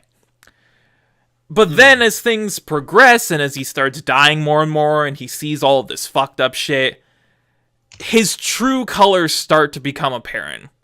Sure, he's a nice guy, but he's also arrogant. He's also nice guy trademark. Yeah, he's also arrogant. He's also obsessed. He's also ignorant. He's also stubborn. He's kind of a dick. Like, he's kind of sick of dying, Yeah, and I get it. Anyone who would be put through that would kind of fall apart. But like, as many high points as there are for Subaru, there were just as many low points. As much as I was cheering for him, there were just as many points when I wanted to punch him in the fucking face. Like, and this has never happened before. Like, I've never been so invested in a character in both senses. Like, I love Subaru and everything he does. I would love to hang out with this dude.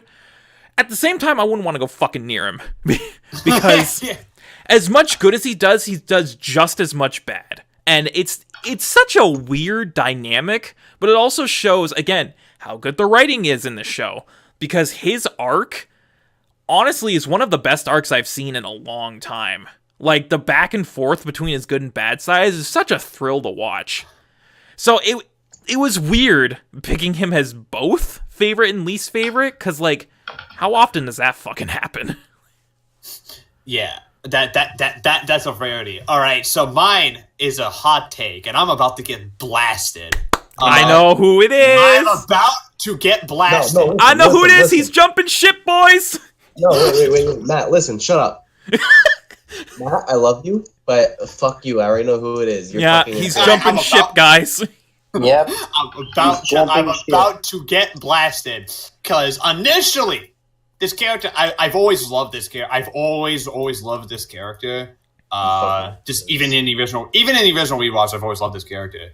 But I had other preferences as I was watching. It's like, because I was like, you know what, I get it, but at the same time, not paid.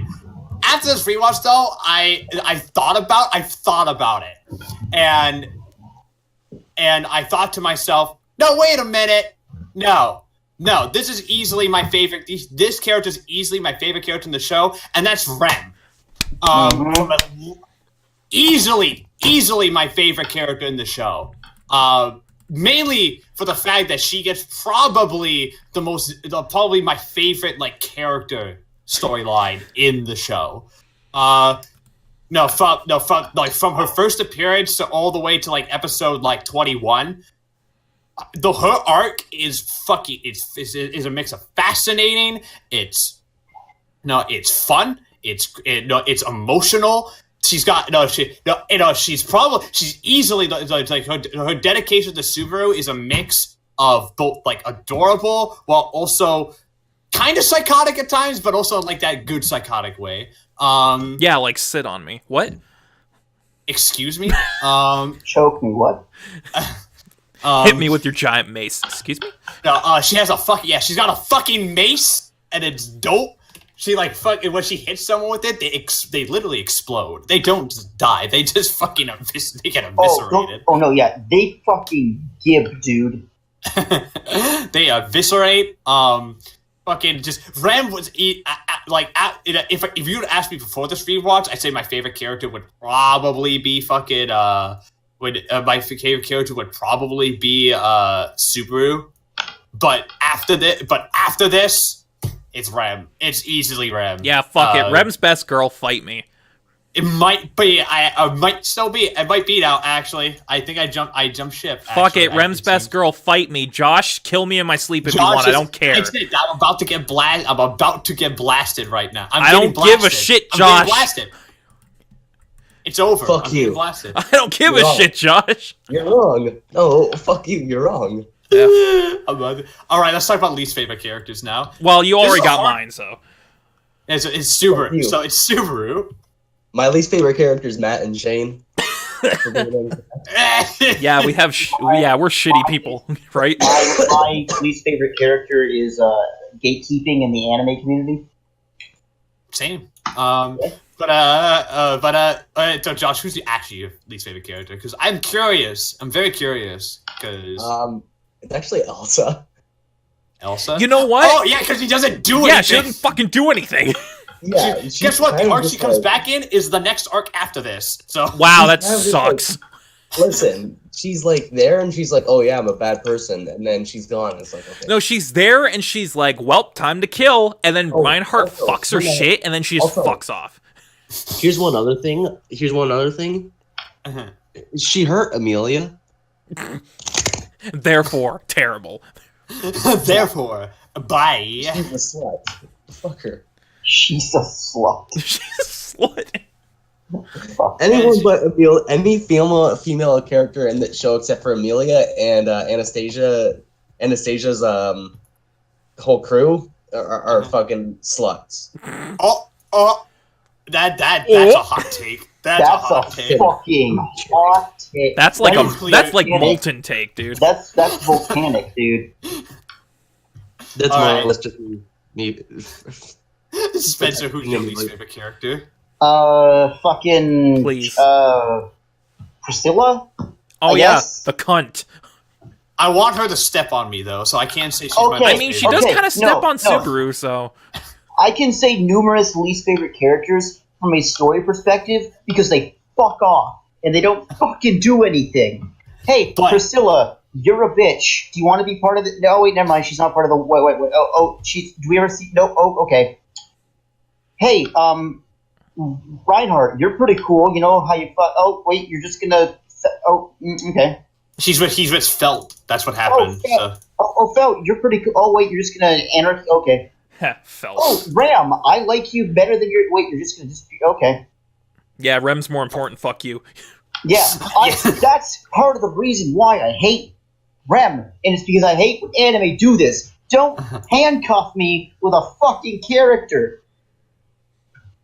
Well, good, because if they fall, Rem is basically gone for like 3 arcs. So yeah, so they were probably, I understand Light Novel was probably building Rem up for the whole thing that happens. Ram was being set up. Ram was being set up. So yeah, Ram was being set up. Awesome. Give me more pink-haired maid Sama. Give me more of that. No thanks. Don't give me big titty, blue-haired maid Sama. Although I like them both. But yeah, my least favorite character could be anybody who shows up for 2 episodes and fucks up. But you picked Priscilla. Yeah, Priscilla because she's a cunt. Priscilla's a cunt. My least favorite character is a character I actually love, but I love to hate him, and that's Beltegoose. Fuck this bitch. Oh yeah, Fuck Beetlejuice. Beetlejuice, Romani, I love that. Okay, as a villain, I fucking love this guy. He's actually a really fun villain to have around because he's infinitely quotable. But at the same time, but at the same time, fuck him. I hate him so much. Just fuck off. Fuck off. Like he doesn't. He never dies. He never dies. He's a fucking psychotic asshole. He kills numerous people. Like, he's easily the most hateable character in the show because the show wants you to hate him, and because of that, he's great. I don't know. I don't hate any of the characters in this show. This show has a fucking character thing of where basically the entire cast is pretty much likable as hell, and I really like all of them. So, like, it's that horror, it's that thing of, like, where it's like, how do I pick a least favorite when I like basically the entire cast? But whatever. Anyways, anyways, I'm pretty sure that's everyone's least favorite, right? Yeah. Mm-hmm. All right. Let's talk about other stuff we really liked about the show. Let's talk about the music in this show, because, oh boy. Let's talk about Emilia. Fuck off. I like Emilia. Oh, let's talk about Rem then. I like Rem. You just said you hated Rem. I hate that I'm handcuffed by the show. I don't hate her. Let's talk about let's talk about Betty. Betty. Oh. I was surprised you didn't Beatrice. bring up Betty before. Dude, Beatrice is great. I love Beatrice. That's Smash. Yeah, she's great. Okay. No, yeah. Shane, Did you anything see what I said, Matt? Oh, you said you smashed? Yeah. Don't Isn't smash she the a lolly. child? She's a lolly. Don't smash the lolly in the... the library. Come on. Fuck you. Smash her in the bedroom. Hey, Not where's the library. Where's Beatrice? Oh, she's back in the library because she knows she can't be hurt there. Yeah, but here's the thing: that the library is her bedroom. Yeah. Where's the library? Oh, yeah. Another dimension. Oh! Yep. Okay. Alright. All right. Let's talk about... Okay, Shane, anything you want to talk about that you really liked here? The animation! Because The holy animation's god. Like, okay. I don't know what I was expecting going into this. I was expecting it to look good, but let's be real here. I wasn't expecting it to look that good. Like, a lot of this goes back to what Spencer was talking about with White Fox's extreme attention to detail. Like, not in just the little things, but also the big things. Like, there's so much Sakuga in this fucking show. It's like, actually... the white whale fight alone. With, yeah, like, it's when actually Wilhelm is kind going of on the ridiculous. Yeah. Like, Yeah, everything's so fluid, and everything, it just slaps. Like, I'm trying to be analytical on this, and my brain's just evolving to this fucking slapped shit, dude. The animation in this was great. I want to talk about the score, though, because there's an interesting thing that I think, this score is very, like, people will probably notice it. The score is very different from other anime scores in that, it's not scored like an anime. It's scored like a live action film, and that was done on purpose. Entire tracks are just made, like, unlike most anime, tracks are made for specific moments. They're not made to just be reused. The tracks are made for particular moments. The soundtrack is probably like best of decade material, like, arguably. Like, it's a really good score. Like, it's really, really good. And it's probably one of my favorite anime scores in the past couple years. Easy. Easy. Also, I want to talk about the fucking. I want to talk about how I don't know how this show is basically perfectly paced. Essentially, Yeah, like, honestly, there's no downtime ever. like Matt and we all tore apart Shield Hero earlier on for having a double-length premiere that did basically nothing. Not the case with ReZero. Like, that premiere is fucking dope. That premiere is one of my favorite premiere episodes. Like, I love it. It's so good. Like, the way it lulls you into a false sense of security, the way it organically introduces the world, the way that it spends a lot of time just developing Subaru and Emilia's relationship, setting it up, in a way that affects the entire show. Like, Subaru's relationship with Emilia feels real, so that when he dies and he remembers Emilia, it doesn't feel like, it feels like, yes, of course he would, like, it makes a lot of sense that he would remember that. Mm-hmm. It fucking hurts him that he had to see her die, man. Like, yeah. And that's the whole reason why he wants to fucking protect her, is he doesn't want to see that ever again.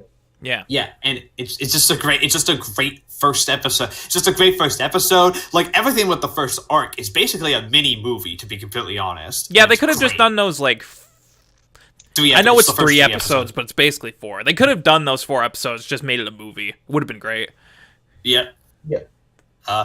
Anything else we want to talk about that we really liked? Because there's a lot. The openings and endings. Oh yeah. Okay, hot take. This is a hot take. Joshua, deafen yourself right now.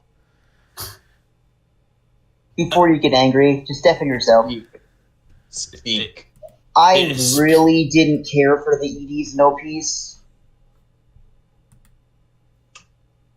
I just like them because they were mostly done by Mythenroid, and I freaking love Mythenroid. So that's some bias. I liked the first OP. It's really good. I enjoyed it. Second OP, not as good. Mythenroid. I'm partial to it because Mythenroid, but. And the first ED is good, and the second ED I honestly skipped. Yeah, the second ED is my least favorite one. Yeah, so. I don't remember it at all. Yeah, I love the first ED. The first ED I love. I'm sorry, but the second opening just slams shit, dude. It's Mythenroid, so of course it slams shit. Like I'm partial to it because I love Mythenroid, and they did the OP to Sagia, Tani the Evil, and that's also a really good OP too. So I just I just love this shit. Anything else y'all want to talk about? Can we talk about how dark this show is? Because this show is pretty dark. This show's fucked. Like, and it just just goes to show. Listen, I'm going to put in the podcast just how dark it really is. You guys will see it. Oh, he put a JPEG in the podcast chat in the Discord. The JPEG of a dead guy. That guy just does not have his head. Yeah. It's just a dead guy. This show, okay. This show is not a deconstruction. This show's not a deconstruction. Yes. People have misinterpreted it as one. It is not. Because it doesn't do necessarily anything to deconstruct isekai. But what it is... it is more along the lines of something like, let's say, Madoka Magica, which is not a deconstruction but a dark take on the magical girl. This is just a really dark take. It's like a subversion. Mm-hmm. Not necessarily. It's not necessarily. It's just a really dark take. With that being said, it's a fucking dark ass take for sure. Mm-hmm. And like from second one, you know that something's wrong. Very wrong here. Because the way he gets transported to the other world is not like with light or like gets transported. He just kind of shows up there, and it's like super creepy. Yeah, he just walks out into the street after he's done shopping at the convenience store, and boom, fantasy world. Like, all right. Like off the bat. And that first scene is great because it basically sets not only the tone for the rest of the series, but it shows how good the directing can be, because there's the scene where Subaru's in the convenience store and he's just browsing around, and it's juxtaposed with all of the shots from later on when him and Emilia are getting fucking murdered, and it's like, oh, okay, that it's gonna be this kind of show, all right. Yeah, and it is that kind of show, but that's the tip of the iceberg, to be completely honest with what's in this show. Yeah. Like, this show is really fucking dark. It's worthy of that uncensored. Rating, thank God. Sure. It's brutal. It's brutal. It's dark. It's violent. I believe this is the definition of what we call fucked up. This is what we call a hail nah, hail to the nana. Yeah, no. Let's talk. No. Anything else y'all want to talk about before we move on to possible criticisms? Unless Josh has something he wants to fucking gush over. Yeah, you guys all talked about all the good stuff. No, I think I've said everything. It's perfect. All right, now let's go into criticisms. 'Cause Spencer and I got a couple. Yep. Incorrect. I agree with them too. So it's pretty much. I have two major criticisms with ReZero, and my first major criticism is that some characters do nothing. Yeah, a lot of them are set up for like later. A lot of them are there as set up for later arcs, which is fine. But as I told Josh before the podcast started, if I'm judging an anime, I'm judging it off of what it's given me. I'm not judging it off of what's to come. So I'm judging ReZero by, what does it cover, the first, like, 4? Covers the first 3 arcs. 3 arcs. Yeah. Covers the first 3 arcs. That's what I'm judging this show by. And judging by the first 3 arcs, there are numerous characters that do one thing or do nothing, and then are never seen again. Reinhardt is a perfect example. Now, Reinhardt shows up in the first arc, defeats the villain with his awesome sword, dragon swords, super swords, saint super swords powers. But even then he doesn't. But even then he doesn't defeat her. She just fucking leaves. She fucks off. And he takes Felt. And then he takes Felt, and we're like, oh, Reinhardt's pretty cool. I wonder if nope. You don't you see him maybe 2 times, 2 or 3 times? 2 times, actually. See him once at the castle and once outside of the gates to Krush's mansion. Mm-hmm. Words, thank you. Spencer. I'm sorry, I started thinking about Krish, and I'm like, you know what? She's best girl. I mean, that's incorrect, but... No, she is. But, and then you have Priscilla, who shows up like twice and then does nothing. Yeah, she's like, hey, I'm a bitch, bye. And then you have Anastasia, who her captains do more than she does. Yep. Ricardo does more than Anastasia, so does Leola and Mimi. Ricardo's fucking rad, dude. Yes, but all of these characters show up, and as Matt said, these characters get more to do later on in the light novels. But if I watch an anime, I'm watching the anime. If I wanted to read the light novels, I'd read the light novels. No, I completely agree with Spencer. Like, there's a lot of loose ends by the end of the season, and I understand that, you know, a lot of it's set up for later on. But again, just judging what I'm given, a lot of shit is just left out in the open. Like, what happens after Reinhardt? Like, you're like, oh, Reinhardt and Felt show up, and now they're in the selection race. What happened to them? They just vanished. What happens to Rem after... Thank you, Josh. Thank you. You're welcome. What happens to Rem after she leaves? Once they beat the White Whale, she just vanishes, and we don't see her again. I know what happens to her now, but... Yeah. We don't know that by the end of the season. Like, what happens to Elsa? She's there for the first arc and then fucks off, and she's literally not there for the rest of the 23 episodes. Like, there's just too many loose ends that are honestly kind of bugging me. What happens to Roswell? He just fucks off. Yeah. Yeah, Roswell fucks off. A lot of it is, like, all set up, which is fine for the most part. There's a second season. There is a second season coming, so like it's not at some point. Season. Yeah, it's not like High School of the Dead, where we're just never going to get. Yeah, that story's never getting done. It's not getting done, which is a problem with it. Here it is getting to season 2. So some of these. So once season 2 happens, most of these problems will probably be moot point. But they still exist for now. Yeah, exactly. And in that case, you know what? If the second season fixes it, then I might go back and I might raise it. Yeah, you know what? Because Matt brought this up, and I agree. You make a valid point. It's a lot like the first season of Attack on Titan. There's a lot of things that are built up and aren't resolved by the end of that season. And you know what, Matt? I gave that a 9 when I first viewed it, because I've had the exact same criticisms that I have with ReZero right now. Yep, same. On rewatch, I gave it a 10, because I knew that at that point, it was continued. I was going right into the next season to get answers. So you know what? When season 2 of ReZero shows up, talk to me then. And you know, I probably won't have these issues anymore, but as they stand now, they're actually kind of glaring issues.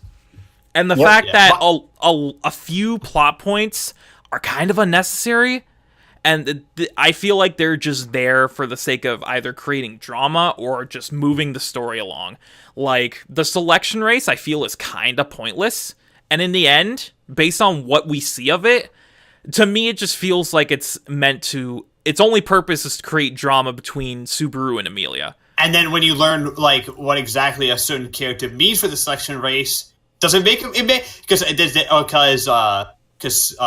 the light novels you find out what happens with a particular. I told Shane this about like the origins of one of the people in the race, and then if you really think about it, it makes the race at that point kind of pointless. Yeah. Because then you learn about the origins of one of the characters. Like, well, they should be the fucking queen by default. By default. They should be the queen because they are literally connected to the royal line. Yeah. And if that's true, then why the fuck is anybody else doing anything? Yeah, it's all fucking pointless. Go on, Josh. Do you not know? Okay. No. Oh. Okay. Well, once the podcast wraps up, we'll tell you. Yeah, once the podcast wraps up, I'll tell you because it's a pretty. It's pretty big. It's gotta be pretty fast because I gotta leave soon, guys. Yeah. Shit. No, yeah, we're wrapping almost up done here, anyways. Yeah. We're almost done. The last thing I want to mention, because I was talking about pointless, like unnecessary plot points. As much as it's fucking rad, the fight with the white whale, like honestly, it goes on so long. Like it goes on for like they're like 3 episodes? It's 3 episodes. They're like, okay, we gotta save Emilia because the witch cult's after her. Hang on, we gotta do this detour. We gotta take care of the white whale. It's fucking her shit up. Let's go, guys. And it's like, okay, so we literally just took a detour for like 3 or 4 episodes, and now we're back on track. Yeah, but they need to take out the white. I mean, there's a reason. There's a reason, but in the grand scheme of things, it just feels like, okay, they just threw that in there for the sake of it. Yeah, but then we wouldn't have that awesome fight against the white whale. I know, it's still fucking rad, but...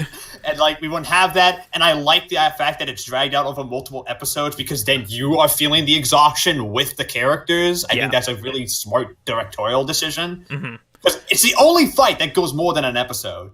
If you actually think about it. So, like, I think that's a really smart thing to do from a directorial perspective. But yeah, that's basically all the criticisms I have, is that some plot points seem unnecessary, and there's a lot of loose ends. Other than that, I got nothing. Other than that, it's for final scores. Let's go. Let's start with Josh. I think we all know what Josh is. Josh is just... Josh gives it a 0 out of 10 because he hates ReZero. Because of Rem. Fuck you. Like, I mean, I'm not going to lie. I like Rem, just not as much as Emilia. But anyways, 10 out of 10. There it is. He's not going to give a reasoning because he's just going to be like, it's perfect. So, but we already know what. Yeah. Spencer, what's your score for ReZero? The highest 9 out of 10 I can give it. And it's those issues. Yeah. Shane, what do you give it? Yeah, I agree with Spencer. It's like the highest possible 9 out of 10 I could give. If it wasn't for the fact that there's so many loose ends and those few plot points kind of seem unnecessary in the long run, this would be perfect. But, you know what? Talk to me at the end of the year. It might be a fully Cooley situation. So you just need to sit on. I just need to sit on it, and it could be a 10 by the end of the year. But as it stands now, those few real gripes I have with it hold it back. So I'm going to give it a very high 9 out of 10. All right. Normally, I would actually agree with Spencer and Shane on this because I'm a big fan. I'm a big guy. I'm a big proponent of everything of economical storytelling.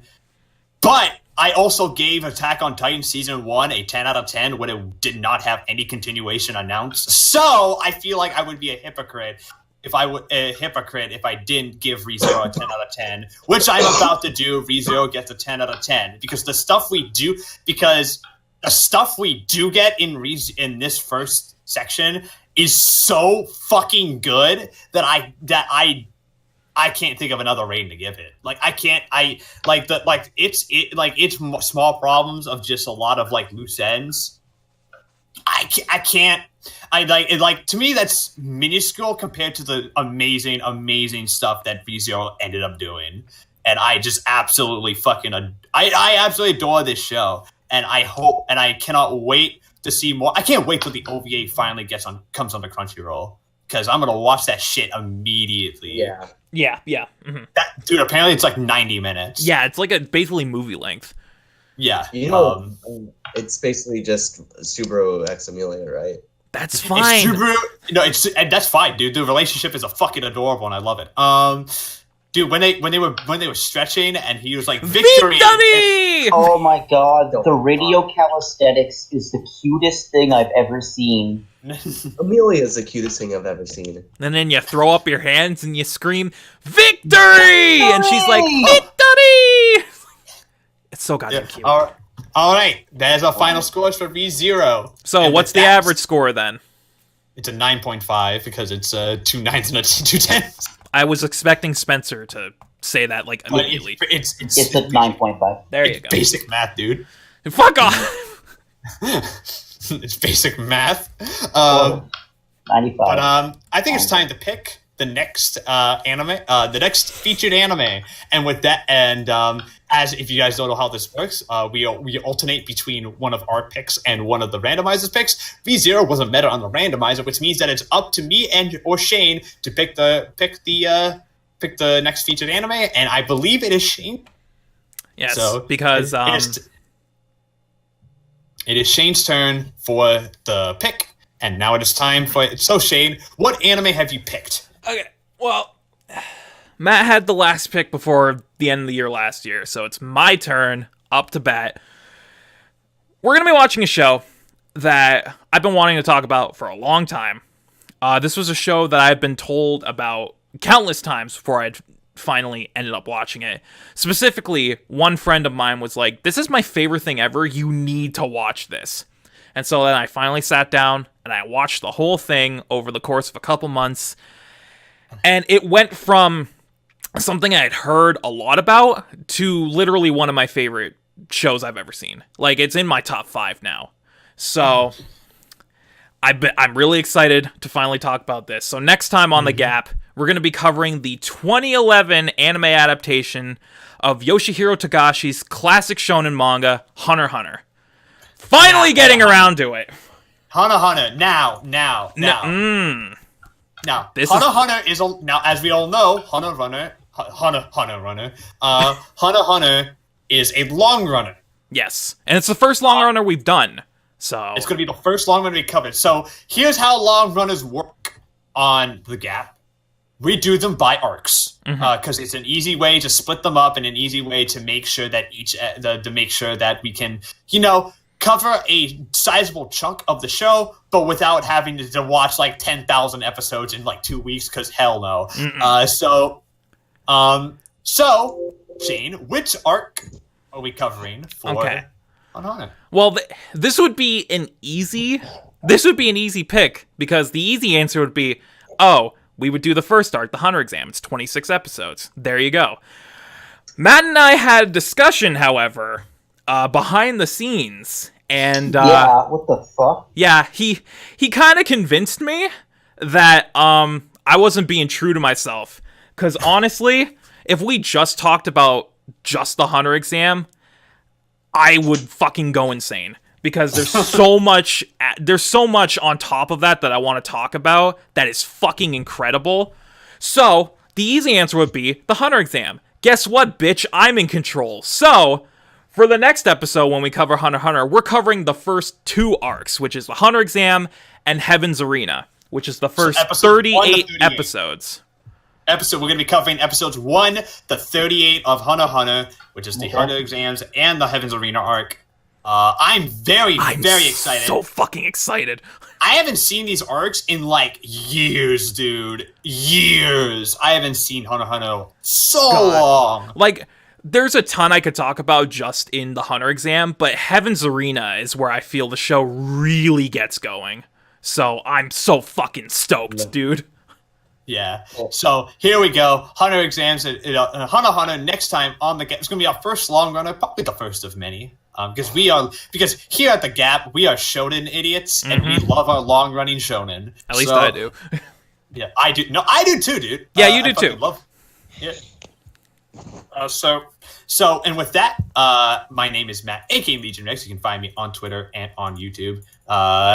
With me, I have Shane, aka the Bearded One. You can find him at the Bearded Gaming Network on both Twitter and on YouTube on his channel, where he'll do unboxings. He does let's plays. He does a multitude of other things. Go check him out.